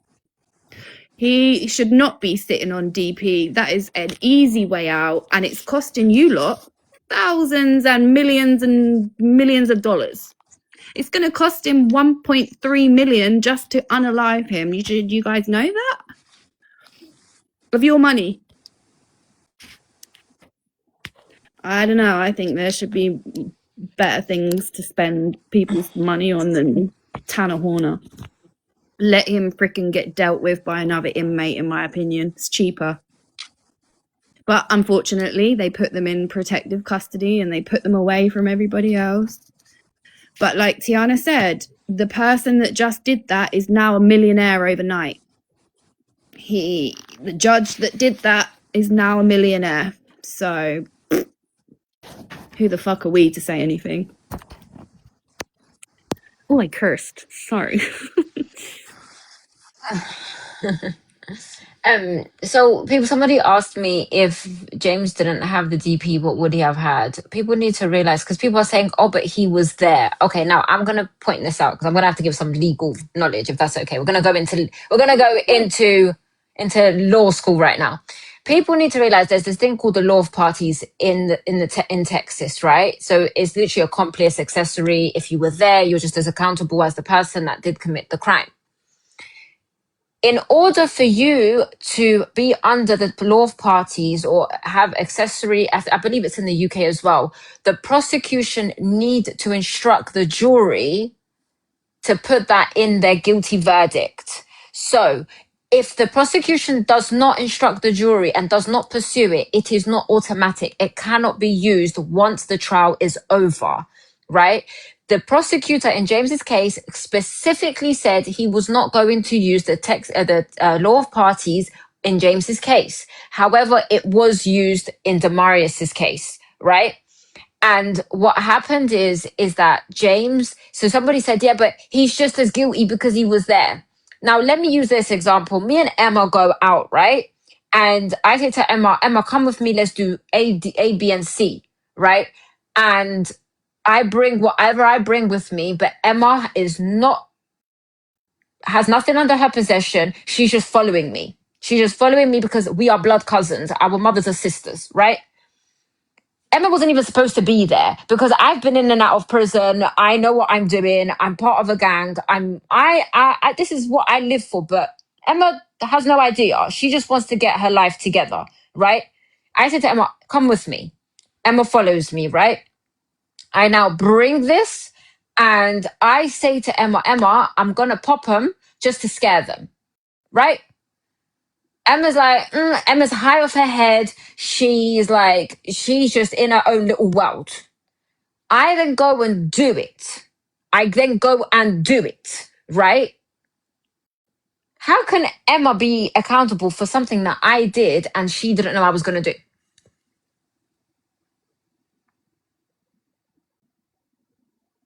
And then not only that, Emma saw everything I just did, right? Emma just saw everything I just did.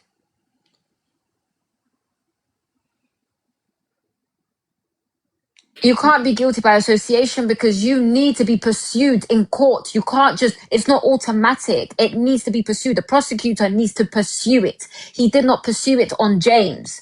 He just pursued him to be just the person who pew-pewed. But T, now go even further. Now you're asking me, you're saying, Emma, I've been in and out of prison. I've got a huge criminal record here. Whilst I'm high, bear in mind I'm high, why don't you just say that you did something so then I'm not going to get in trouble, but you're not going to get in trouble either because you've never got in trouble ever. So if you say something, we'll both probably just get away with it. That's what you're now telling me. And I go, okay, cousin, I'm going to say whatever you've told me to say so that you don't get in that bad trouble and I'm not going to get in that bad trouble and then it'll be done with. That's what happened. That's family. Of course, if you're high off your brain, and then you're more likely to go, yeah, all right. And then I know how to play the system. So I'm like, hey guys, I'm so sorry. It wasn't meant to happen like that. You know, I know what I need to do because I've been in the system. I know that all they want to see is remorse. Whereas you, Emma, don't know what they want to see. You don't know what you've been in. You don't know what to do. You just never, this is the first time and not only the first time, you're in a massive, crazy capital murder case, right? So not only are you high of PCP, you're off your head. You're now suicidal because you literally they didn't plan it. It was the cousin's plan. And my husband ended up following, which my husband regretted for the rest of his days. And I'm going to put up a recording of him saying that, right? And Emma turns around and and Emma is not only paranoid, not only she traumatized for still what she just saw her cousin do, and not like crazy, and then obviously taking the blame.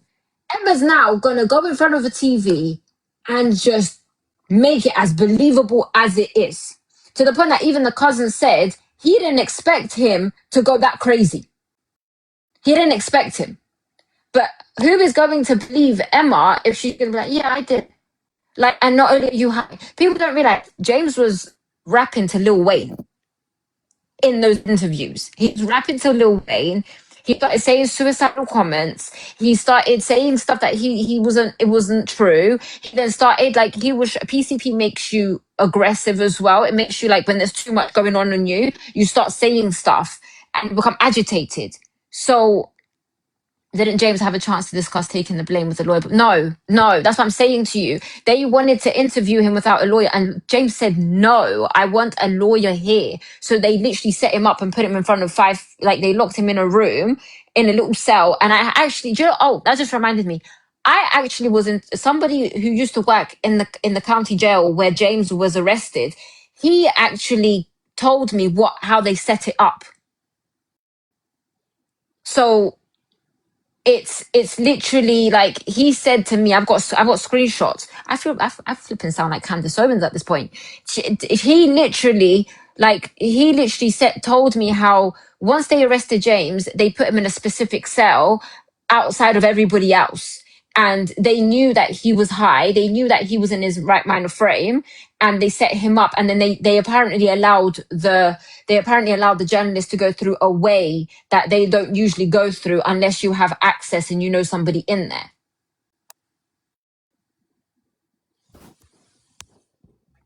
There we go. So that's the part of the transcript. So that's what I'm saying. So see what I've posted yesterday is little bits of the transcripts. If I post the whole thing, people will understand that it was never admissible in court. And that's why they did not want a retrial, because they knew that they can never use that.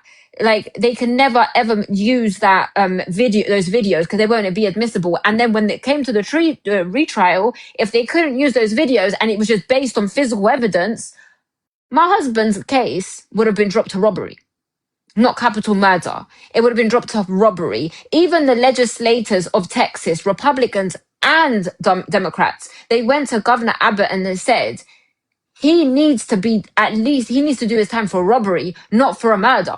So if legislators who make the legislation in Texas is saying that to Governor Abbott, and I've got proof. Hold on, I can bring that proof. And funny enough, this was given to him within the last hours, last week, whilst I was visiting him just before he got taken to his execution. And this is public.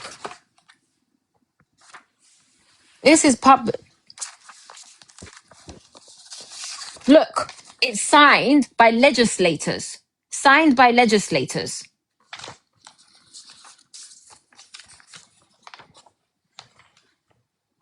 Look, because there's some private information in here, so I don't want people to see it. Information after information on here. Look, this was all. Look, this is a legislator. This is a legislator, and it specifically says here that James Broadnax committed a robbery and should be punished for that. He should not be executed for a shooting he did not commit.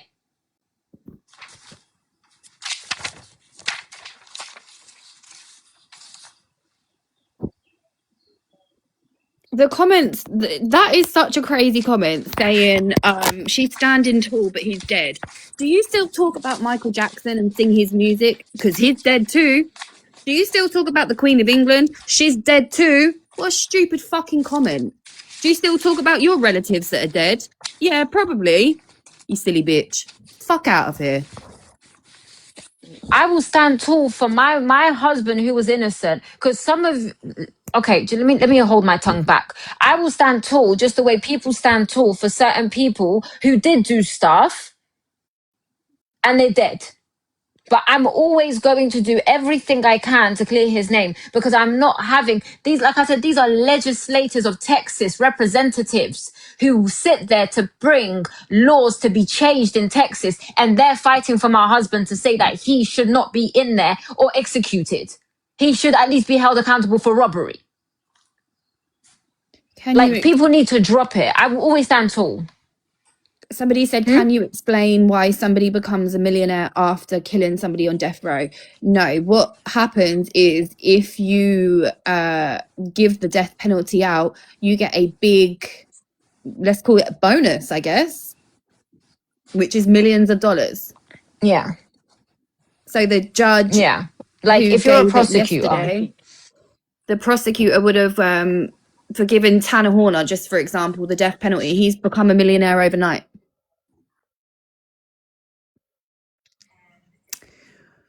And these are the things that I had no idea about. And I keep saying, the more that you're talking and educating people, even just the people that are in here, I've learned so much, and so many people are saying it in the comments as well. Even just you talking and doing these lives have learned so much about what goes on behind the scenes. That's why they don't want to stop it. Yes, it's all messed up. And I don't think people know either. And this goes for other states. If they were to admit they're wrong, they would have had to pay James for every year that he was wrongly in death row. That would have cost them thousands, probably millions of dollars. They're not going to want to admit that. You have to remember, especially Europeans, our prison system and our justice system is completely different from America. So America is it's all government. The more people in jail with longer sentences, the more that the government get paid, the more that the jails get paid for the longer sentences. Everything is about money. The communication is about money. The commissary is about money. The visits are about money. Everything is about money in America, in their justice system. It's very, very different to the European, especially the British justice system. They're private. Some of them are private. What I'm teaching everybody is something that it's public knowledge. You go to the Death Penalty Information Center, DPIC, you have it all there. There are all the statistics, the news, everything. You go on the TDCJ death row website, everything's on there. The last statements of every person that's been executed in Texas, everything you want there, all the people on death row, the people that have been commuted, everything's on there. Everything that I'm speaking, apart from what is obviously knowledge of, and everything I'm showing of James's case is also public knowledge. So it's like nothing of this is hidden. It's just knowledge that needs to be put out there more for people to understand that as much as people try to say that the death penalty is a deterrent to horrendous criminals, it isn't. It never deterred it, because look, there's going to always be another Tanner Horner. There's always going to be another Cody who was just put in death row before Tanner. There's going to be so many other people that are going to continue to commit crimes and go into the death penalty. People need to realize wrongful convictions happened in the early 2000s and in the 90s. It's very hard. And nowadays, you can't really be wrongfully convicted because of social media, because of like the newer technology when it comes to DNA. If you look at all these people that are being executed right now, they're from the early 2000s and 90s. And they have not had the possibility of DNA testing. There was just so many things that was going wrong. And that's what I'm saying. So it's never been a deterrent, as much as people try to make it sound like, it's like a rat trap is going to stop the rat from coming. It never stopped it. So one rat got caught, the rest will come through. I mean, so people don't realize it's expense. An expensive thing. It's not always correct. So there's not always going to be a Tanner Horner who pleads guilty. There's going to be so many people that are wrongfully convicted for so many reasons. That's why I just always said death penalty. I understand the ideology behind it, but it's a flawed policy, because if you're not going to use it correctly, then what's the point of having it? If you're going to use the DP, use it fairly and use it correctly.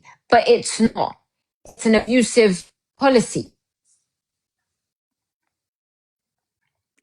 And people saying, again, death row should be there for children of crime. I think what people, again, don't realise about death row is it's an easy cop-out and it's very expensive. The person would endure more torture, I can assure you, by being put in general population with other inmates rather than being put on death row or being put in protective custody. If these types of people get put in general population, they will be dealt with by next week. There would be no 11 years of appeals dates. There would be no millions of dollars spent and wasted. It would be done, dusted within next week, done. And I can assure you they would not take kindly to somebody like Tanner Horner. DP, I think, is a bit of a cop-out for Tanner Horner. The only thing that he's now got to fight is his own mind, because he is going to be away from everybody else. Nobody's going to be allowed to get to him, and apart from the guards, obviously, but nobody will be able to get to him. He won't be mingled with anybody else. He's just going to sit there for years and years and years on the taxpayers' money, appeal probably after appeal after appeal, and he will probably be alive for longer than Athena's life was on this earth,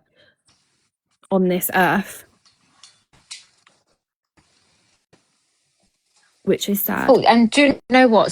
It's sad because some people actually on death, not many people know this, but sorry, I'm just plugging in my phone. Some people actually on death row, especially ones that did crimes, unfortunately, actually request for their execution to be rushed. So there is currently a guy, I believe in Florida, if I'm mistaken. He admitted to committing the crime. It was another, I believe it was a child that passed away as well. And he said, take away all my appeals, just rush it, and Florida's taking it into account. So there are some people who just actually sit there and say, I don't care, you just give me the death penalty and just cut off all my appeals and let's just get it going. So yeah, so a lot of people do that. There are also inmates. So you have to remember, Texas has over 300 death row inmates, right? In a population of over 2,000 people in Palencia itself. Yes. So it's all on the TDCJ website, the death row TDCJ website. And a lot of inmates, they either don't have lawyers and they end up on death row and they end up getting an execution date with no support of any lawyer. They have lawyers and these lawyers go see them. Like, there was one guy that got executed last year and his lawyer, out of like the 20 years he was in there, I've only seen him 3 times. So this is what I'm saying is like who do they afford lawyers? So the majority of these lawyers that do take death penalty cases are pro bono. So they don't have to pay for them unless obviously there was a boy in Texas who they tried to give the death penalty to, but because he's under the age of 18, they couldn't give it to him.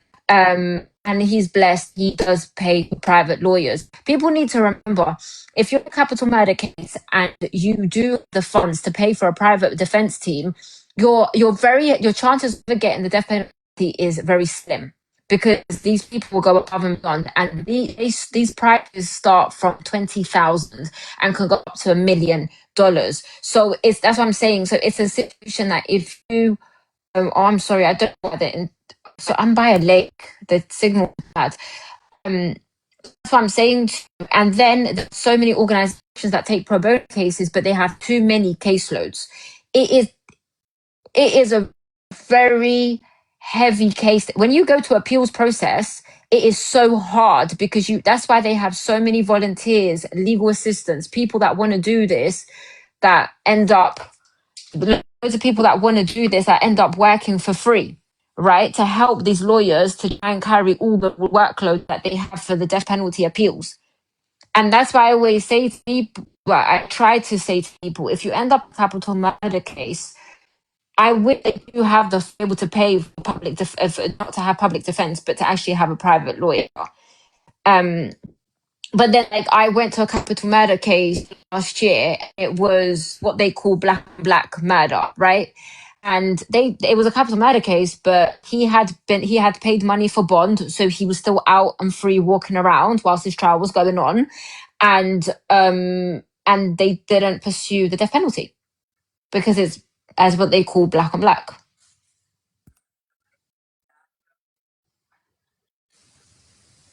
I'm bored, you're a demon, and I rebuke you in the name of Jesus. That's really weird. Somebody says that other states have death row. They do, yeah. Yes, so half of the states in America do have death row. I believe 20. I'm gonna butcher this because I can't remember now, but half of the states in America do have the death penalty.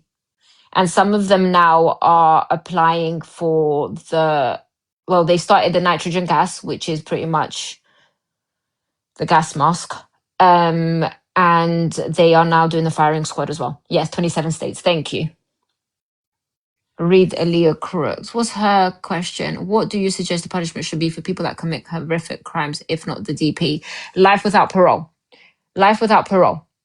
Yeah.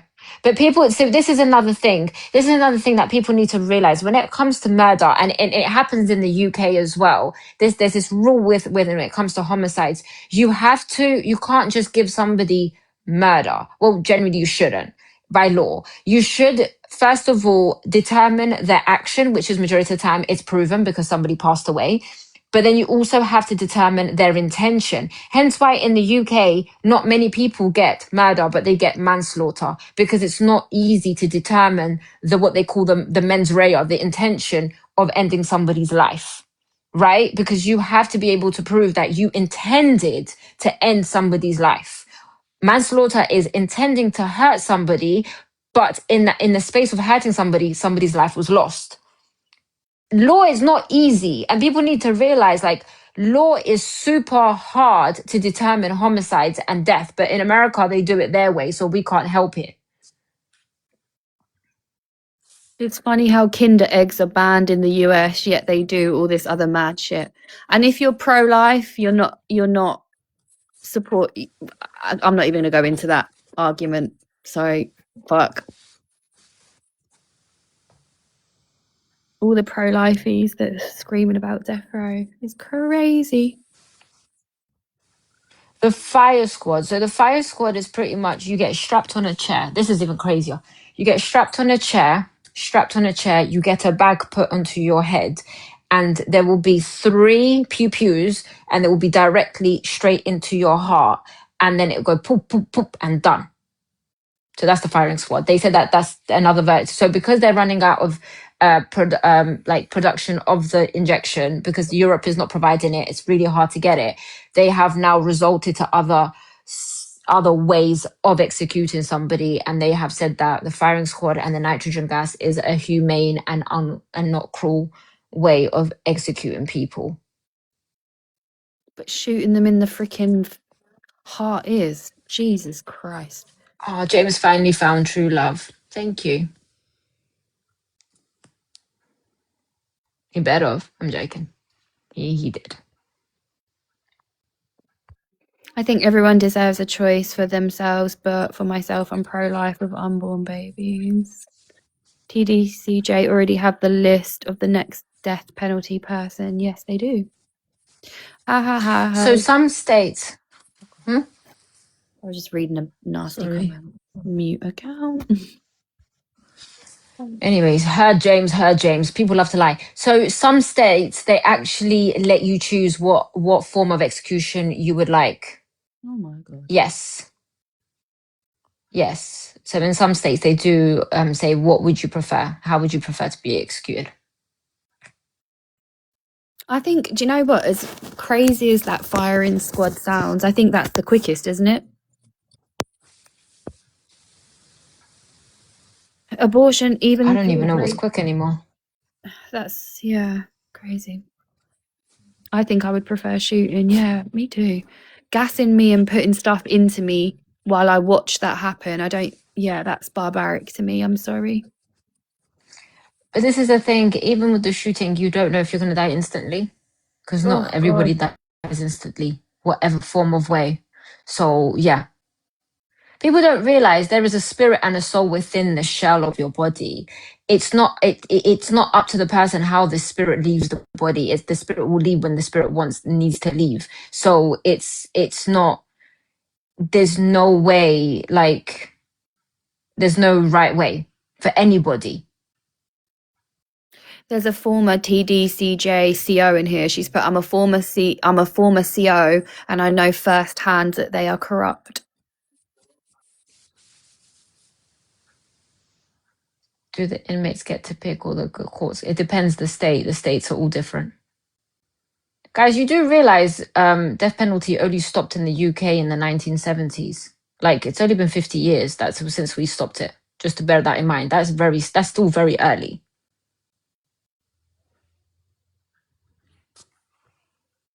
He was 19. 17 years. He was in DP 17. It was meant to be 18 years this June.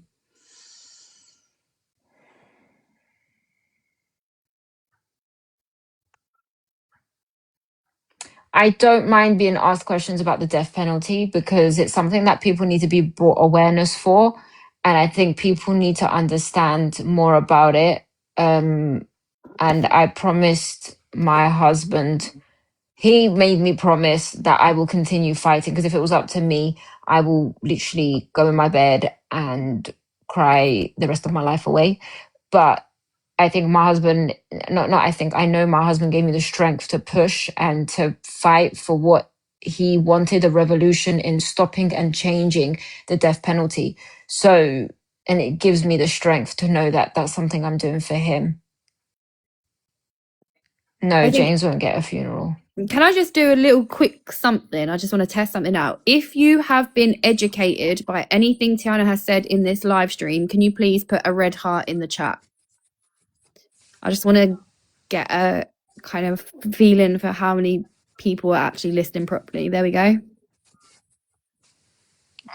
Oh, Look at all those red hearts.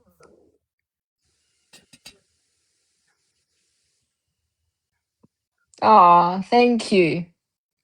I'm not used to this. Emma, seriously, I am actually not used to this. There you go.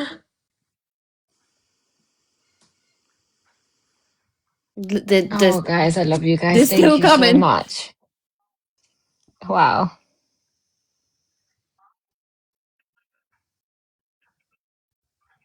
Thank you.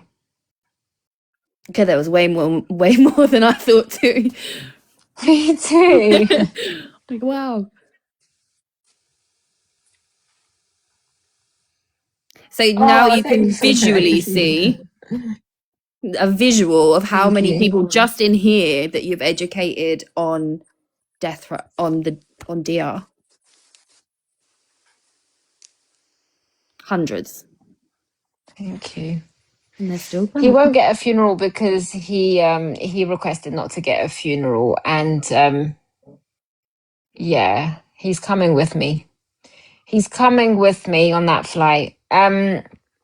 Yeah, no, I appreciate it so much. Guys, this is the thing. I could either be bitter and start going crazy, or I can educate people, and that's what James wanted. James literally always said to me, don't be petty and don't use your frustration and your anger to what's going to happen to me to educate others and bring positivity. Don't use it to be bitter and salty because that will never ever benefit anybody. And that's what I'm going to do because if it was up to me, I want to scream, shout and go crazy. But I think that's another thing that James taught me is how to use the frustration and anger in a correct way rather than doing what some people do and just want to get revenge and not and be fueled by their emotions.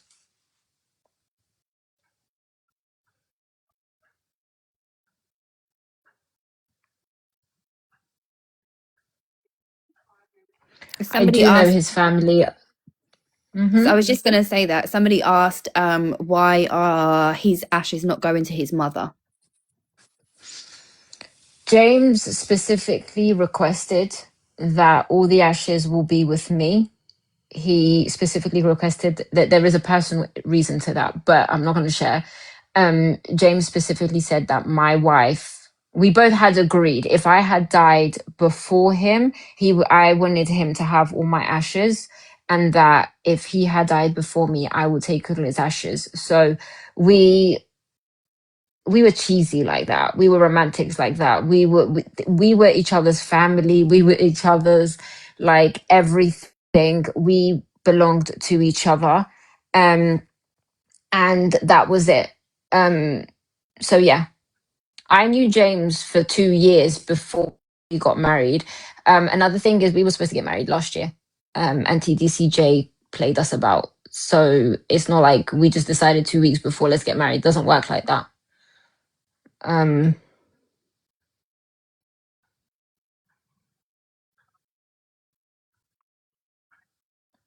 Yes, I have kissed him.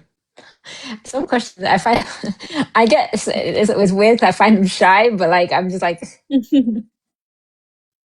She's kissed her husband, yeah. and that's something that James wanted as well in terms of us being husband and wife, is that he wanted us to kiss as husband and wife. He was very, what people don't realize is James was very traditional. Like he was very, very traditional, very like old school, very, yeah. What was my favorite memory of him?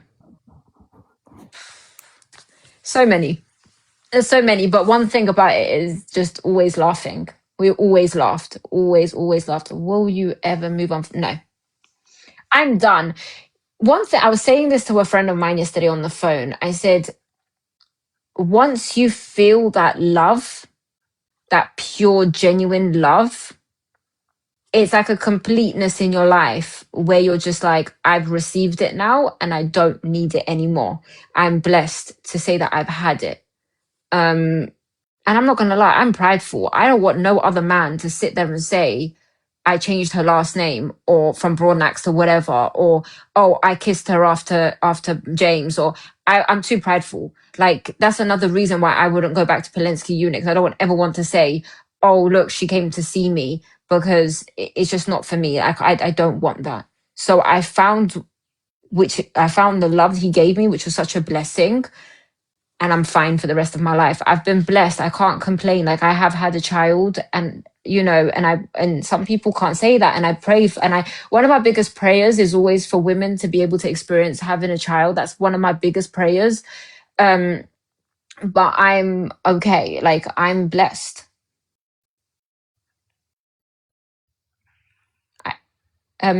Sorry, Tilia, I don't know how to pronounce names. We kissed him. I kissed him when he died.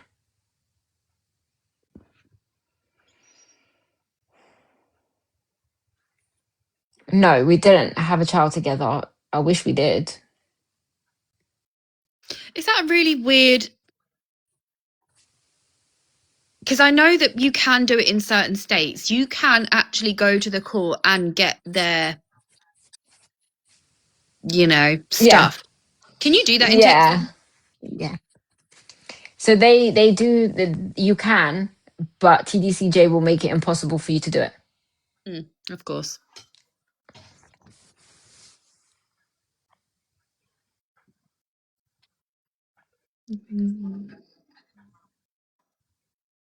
But yeah, so Yes, you can do that, even though if they've passed, there's a window. God. Yeah.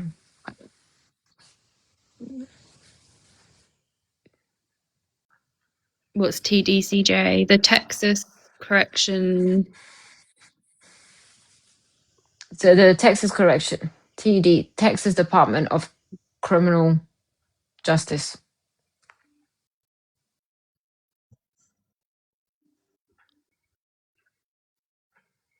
I have met everybody in his family. I can go back generations. I even found his biological dad.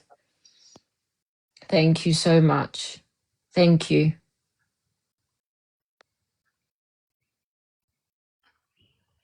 He's yes. So we had promised that we would look at each other up until his last breath. Yeah. Did I grieve before him passing? In a way, yes. In a way, when we got the execution date, it was like the grieving process started, even though you have hope that they could survive it.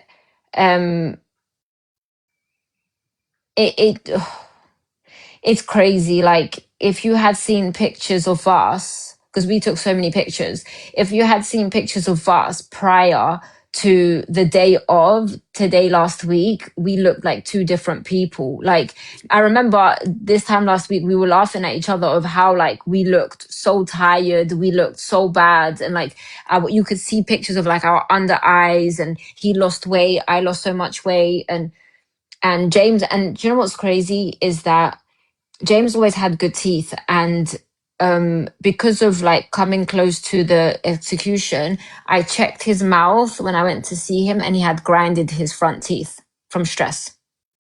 And then he had like loads of grey hair growing out of his hair. Like James had very thick black hair. And you guys have seen a picture of him with a little mini afro because they wouldn't give him a haircut in those interviews. And he had gotten a haircut for our wedding. But James had very thick black curly hair. And because he was so stressed, he started grinding his teeth and he started having grey hair, grey beard coming out. So and he'd lost so much weight. He wasn't eating. Yeah. And then obviously with me, it was stress as well. So I don't know. It was hard since the day we received the execution date. It was just hard and it was just not getting any easier.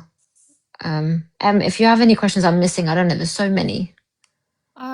There was one about did he say what the cells were like, and then what was James's favorite book? Favorite book was, he had so many, but one was Crushing. I don't have the books with me. They're on the other room. Crushing something. It was a Christian book, I believe. Crushing Souls or Crushing something. I can't remember. That was one of his favorite books. And what do the cells look like? They're small, so if you reach your arms, you can touch both sides of the wall. And there's like one bunk bed, a small long window, a toilet, a sink, and it looked like a little metal table that's attached to the wall. So it's like a floating table. That's it. There's two new questions. One is he keeping his ring on his finger for the cremation? And the other one was how long, the date, how long do you get? Oh, you've got his ring. Yeah, because he's being cremated. If he was being buried, then I would have taken it. I would have left it, but he's being cremated. So I took it. The green card allegations. Let me go into immigration law because some people are crazy. You cannot get a green card whilst the inmate is incarcerated, especially if he is on death row. That's one thing. Two, I have just as good as a passport as a green card. Like, I am not coming from a third world country. I am not suffering. I'm not doing anything. And people need to realize I could have got a visa in the States through work. I have an education. I have a degree. I don't need nobody to give me a green card. If I wanted it, I could have got it anytime way before James. So I hope that sorts everything out. It's not hard to get your paperwork. Also, I used to get that question so much, like, oh, you married a man in prison to get a green card. There are so many easier ways. Probably marry somebody on the outside. How about that? That can actually sponsor my visa. Like, it's not an easy green card route to marry somebody that's incarcerated. It actually makes it way more difficult. It makes it so much more difficult. It's like, I don't even know. Apparently it's possible, but I didn't look into that. I never consulted with an immigration lawyer because I did not care about the green card. I have a good life anywhere I go and I could have done it myself anyways. I literally used to say the same thing. I am not from a third world country. My passport allows me to travel, and your country really isn't the land of the free. So I'm okay. Thank you. Like, I don't care for a green card. As long as I could travel the world with the passport I have, I don't care. It's a green card. What does a green card do? It just allows me to live here and work. It's still the same responsibilities I would have back in England. Okay, and yeah. Right, guys, I've got 15 minutes because I've got a one-to-one Canva lesson to teach in 15 minutes. So 15 minutes to get all your questions out there. Now I'm going to have to end it for tonight. Yes, please. Did the victims want the DR to happen? And were you in the same room as the victim's family?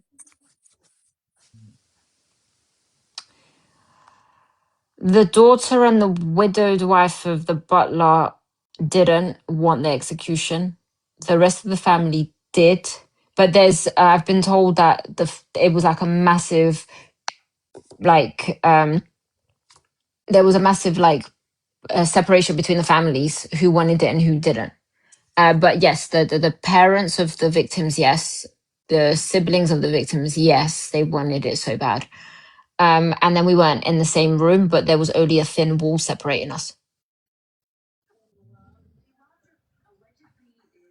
Can you imagine if if everybody was in one room? There'd be more deaths that day, I'm sure. It would have been crazy. Thank you for doing this live stream, ladies. I'll be praying for you for sure. Your time is appreciated.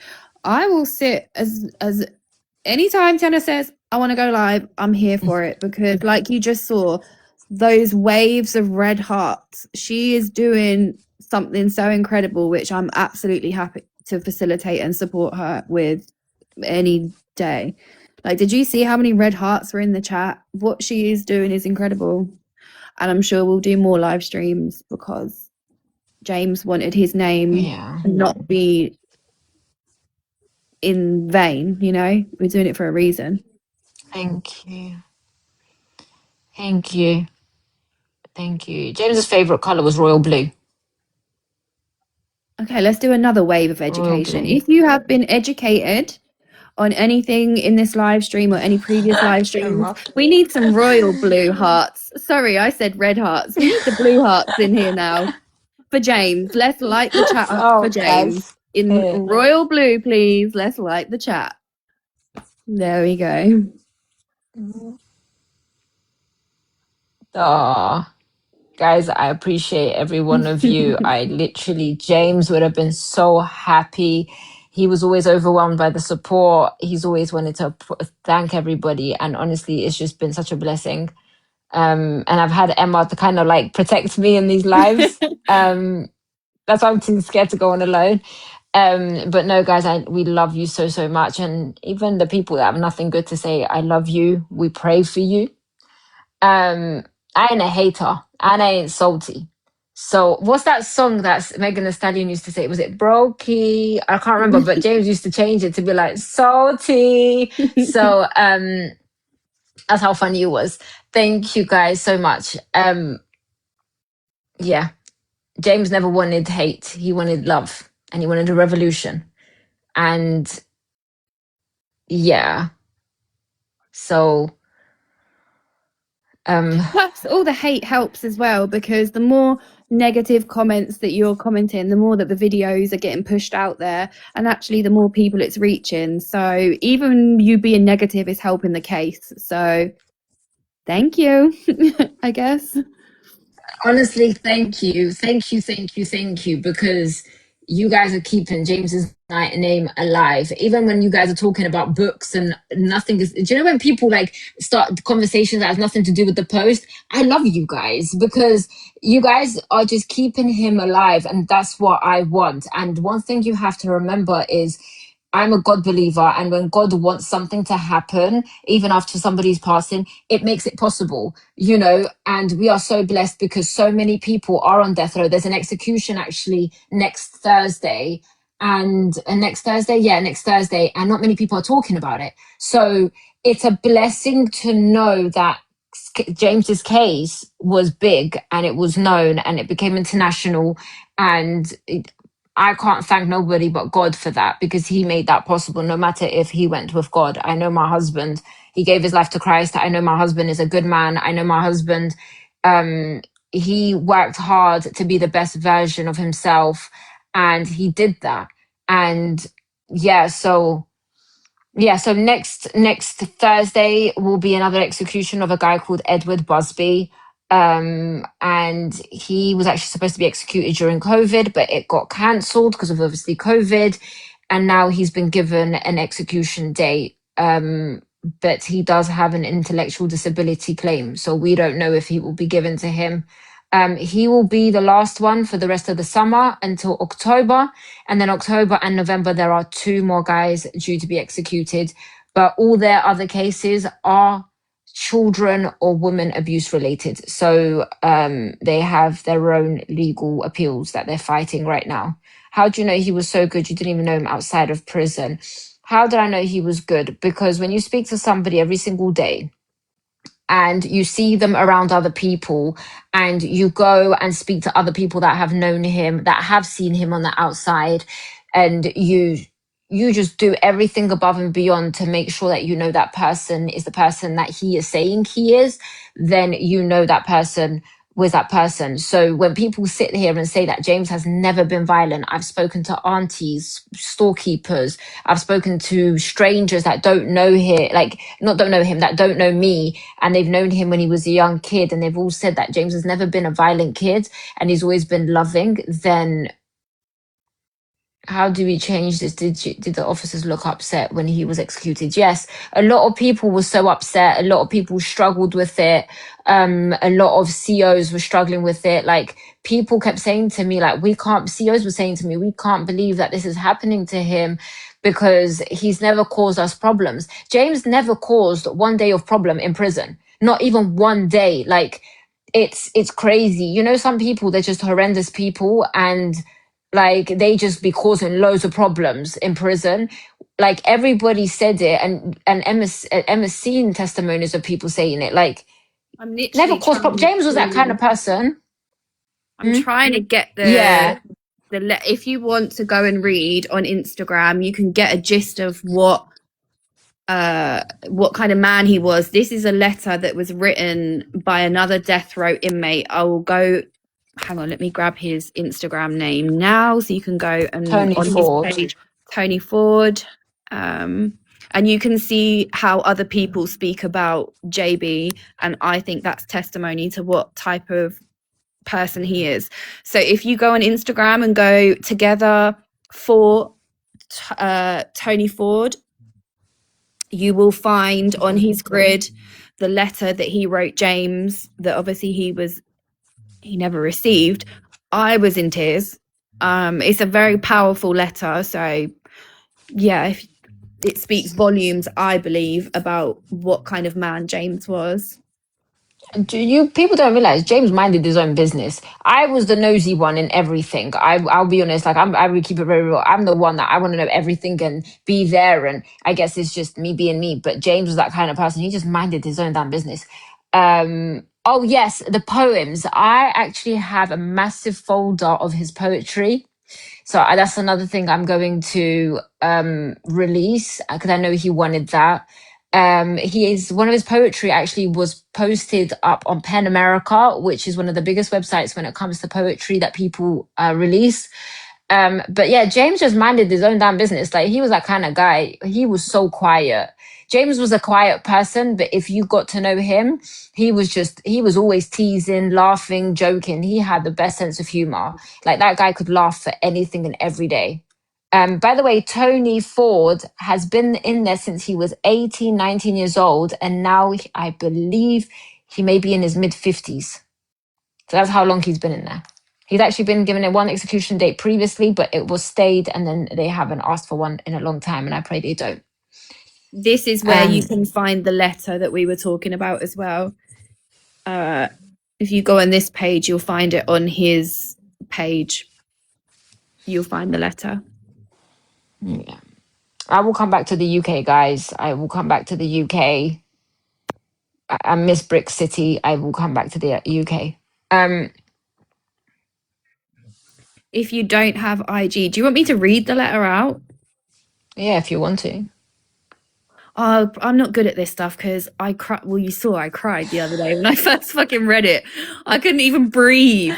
Okay, I'm going to read it, but please bear with me because it does actually make me want to cry for 60 days and 60 nights, which I did yesterday. You've cried so much. Literally, I sobbed my little heart out reading this. Okay, I'm going to think about something not sad while I read it. Okay, are you ready? Go on. This is from another inmate on DR, and this was a letter that was wrote to James. Okay. JB. Okay, bro. So it's been a few days since the state of Texas took your life, and I'm still processing it. I haven't even cried yet. But how could I? I saw how deeply this system had worn on you.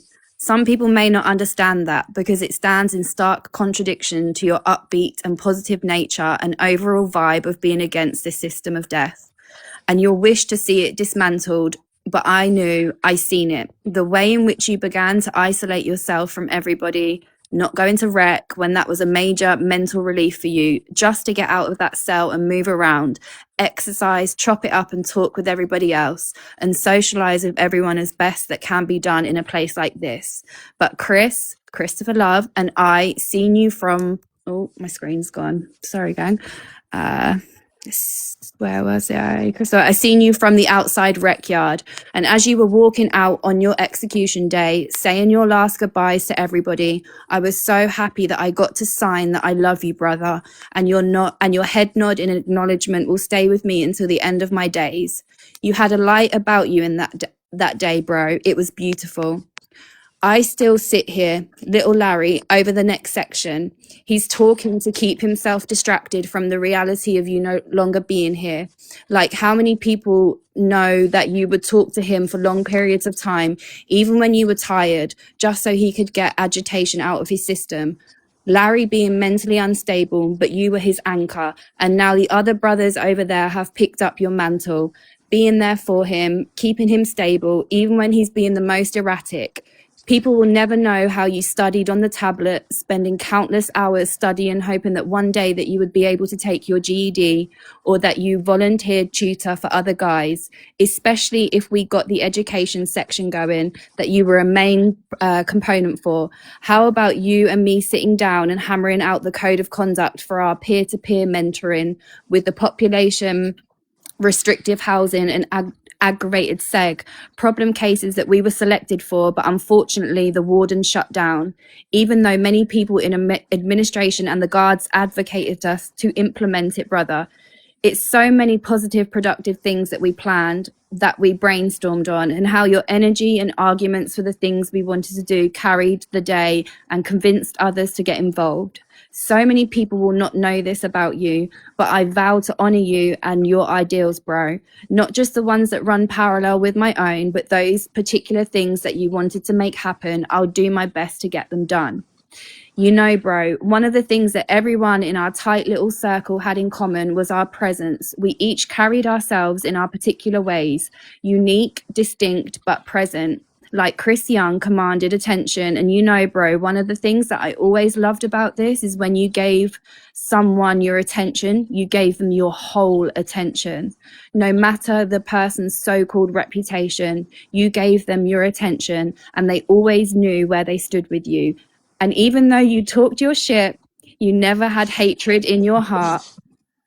And that's so key, brother. You taught me that. You taught so much. I'm going to forever miss you, bro. And as I process to unpack your memory in my heart, God, I can't do this. I'm going to mine those memories for gems, for those nuggets of wisdom that I didn't catch at first, and you will not be forgotten. On the other side of the veil, say what's up to our D&D crew. And I know that you will be gaming over there. And whenever me and Thomas make it to that side, you know, that's when the real adventures begin. D20 forever, right? In parting, I bid you a good day. And you know it's always plenty much. I love you, brother. You're free now. Always. I cannot. And that's James. That's my husband. He spoke his shit. He was an annoying person. I used to say to him, you are the biggest joy of my life, but you're the biggest pain in my butt sometimes. But that's James. And let me tell you guys a little bit about Larry. Larry was his next door cellmate for the last 5 years. And Larry has schizophrenia, so he really struggles with noises and voices in his head. And I would be on the phone to him, and Larry would be like, JB, and James would be like, oh yes, bro, and he would be like, can you just tell me this question? And he'll probably ask the question about same question 15 times that day. And literally, yeah, he was able to speak to their cellmate, and JB would sit there patiently and speak to Larry until Larry would get tired, and then he would go to sleep. and James became Larry's pillar. Like, that's who James was. Like, everybody, and that's only one out of so many. That's James. That's always been James. He's been a loving person. His character was incredible, and that's why I hate that video, because that video was a false confession, false testament of his true character. And do they speak through the walls? So they get to speak, like, they're very close, but they get like there's these windows on the doors, and they can hear each other. And then sometimes they can connect their radios together, so then they get to speak together. But yeah, but it's so, I don't understand. It's so easy to hear, because when I'll be on the phone to him, I could hear other inmates talking as well through the doors.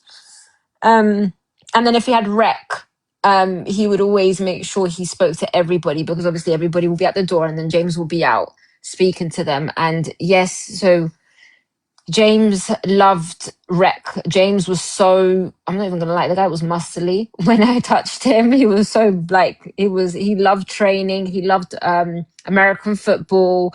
He loved American football so much that when it was a Super Bowl, he hung up on me and was like, listen, I get this once a year. I need time to myself. I was like, okay. So that was James. That's, and if I always say to people, because they try to make him into a psychopath in court, psychopathism does not just leave you. It's not just a one-time thing and then that's it, you become a better person. Psychopathism follows you for the rest of your days. And James beat those allegations because he was not a psychopath. Guys, if you put me and James together, you would know who the psychopath was, and I can promise you it wasn't James. I can promise you.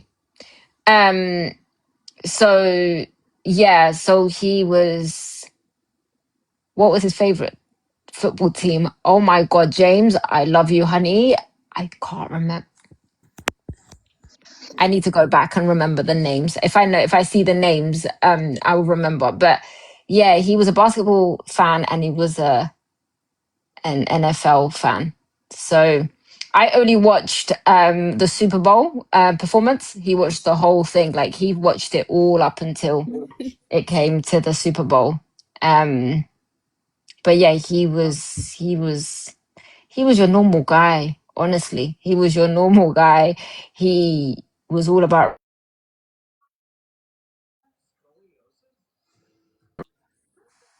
What was his favorite Bible scripture? It was Psalms 142. The prisoner's prayer. And then but his favorite book was Esther. That's how I got the name Queen Emmy, Esther and Mordecai. Somebody said, did they still give them TVs in DR? I thought that was at rec times. No. So funny enough, Texas has never had TVs in their rooms. They only have a massive big TV that they get to watch from outside the door. And do you know what's interesting? Because, like, there's so many times, like, they will have these visitations and from like these gospel singers, and they get a lot of performances, and then they will buy them like Popeyes, or they will get them pizza, or like, and I'm not even gonna lie, that used to bring me joy that he's able to eat some normal food. And he got some sort of normality. But yeah, they do get a lot of people that go to help them. And this is the thing, that people think that death row is the most scariest place in the world. People don't realize that, CEOs, and if there's any CEOs on here that used to work, CEOs will tell you, CEOs fight to work on death row because it's the quietest, the safest, and the AC is the best. And they don't have to do nothing all day. They just sit there.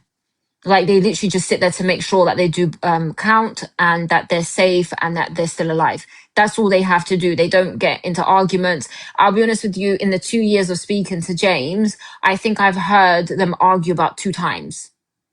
They don't argue. They just get along.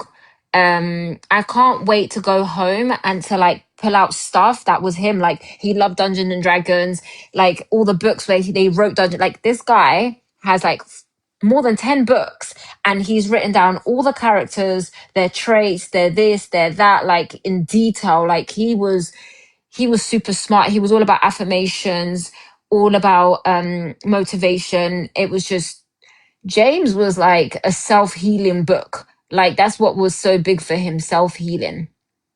Quantum physics, guys. Yeah, he was a quantum physics. I've got a book with him studying quantum physics in jail.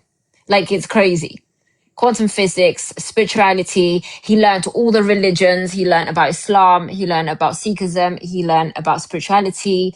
He learned about Christianity. Yeah, I've got those books as well where he puts down all the gods and then he writes them. He writes everything about those gods that he studied about. So then obviously he can understand what resonates more with him. When I said that guy was a genius, like even Tony spoke about it. Like he studied his own case, and lawyers have said to me that they would go to see him and he's already got all his legal case, everything ready, and he's teaching them all about case law and this and that. And James loves reading. We don't have time because I know we need to leave in a second, but yeah, there was just so many. I can go get the books that he was reading, all the books that he was reading, because he gave me so many of his books. But we can do that another day. But honestly, like going through his belongings taught me even more about James and who he was. Yeah, James was a romantic. James was loving. Like, obviously, not everybody is perfect. Yeah, they're allowed their tablets 24 hours a day. Not everybody's perfect. Everybody has their flaws. Everybody has their moments. But yeah. And then our courtroom debates. That was my favorite part, our courtroom debates. Yeah. Oh, Shush. yeah. Okay. Yeah. So, Laura, shush. Hey, girl. Shush. What's the matter? Did you have a bad dream? Right, guys. Yeah, I have to drop down because I've got a Canva lesson. But we will do Canva. Do you know Canva? oh, okay. Yeah. I teach people how to use it. We will do another live stream. Whenever T messages me saying, yes, let's go, we will go. So if ever you see me live, it's more than likely going to be with Tiana. So we'll be back to educate. Well, I'm not doing anything, just sitting here, but she will be back. She's spoken about going live on her own. Not quite comfortable to do that yet because there's so much bullshit. So she's got me for protection and all of my moderators. So it's more contained here for her at the minute. I'm sure in the future she will, but right now we just got protect her a little bit from the mean stuff. So I think we should end this again with another little blue wave of royal blue hearts for James, and then I will end this live. So if you have been, I'm going to do it once more. If you have been educated, or if you are going to join the live stream again, please put royal blue hearts in the chat for James. That's his favorite color. So light up the chat, and then I'll disconnect. you guys. If you want to go and read that letter that I you wrote all. out as well, it's on this Instagram page. You can go and read it better than I read it without breaking down. Thank you, guys. Thank you, Emma. Enjoy You're your lesson. more than welcome. You know, I'll speak to you in a minute anyway. Yeah. Everybody, thank you. Thank you. God bless you all. Thank you.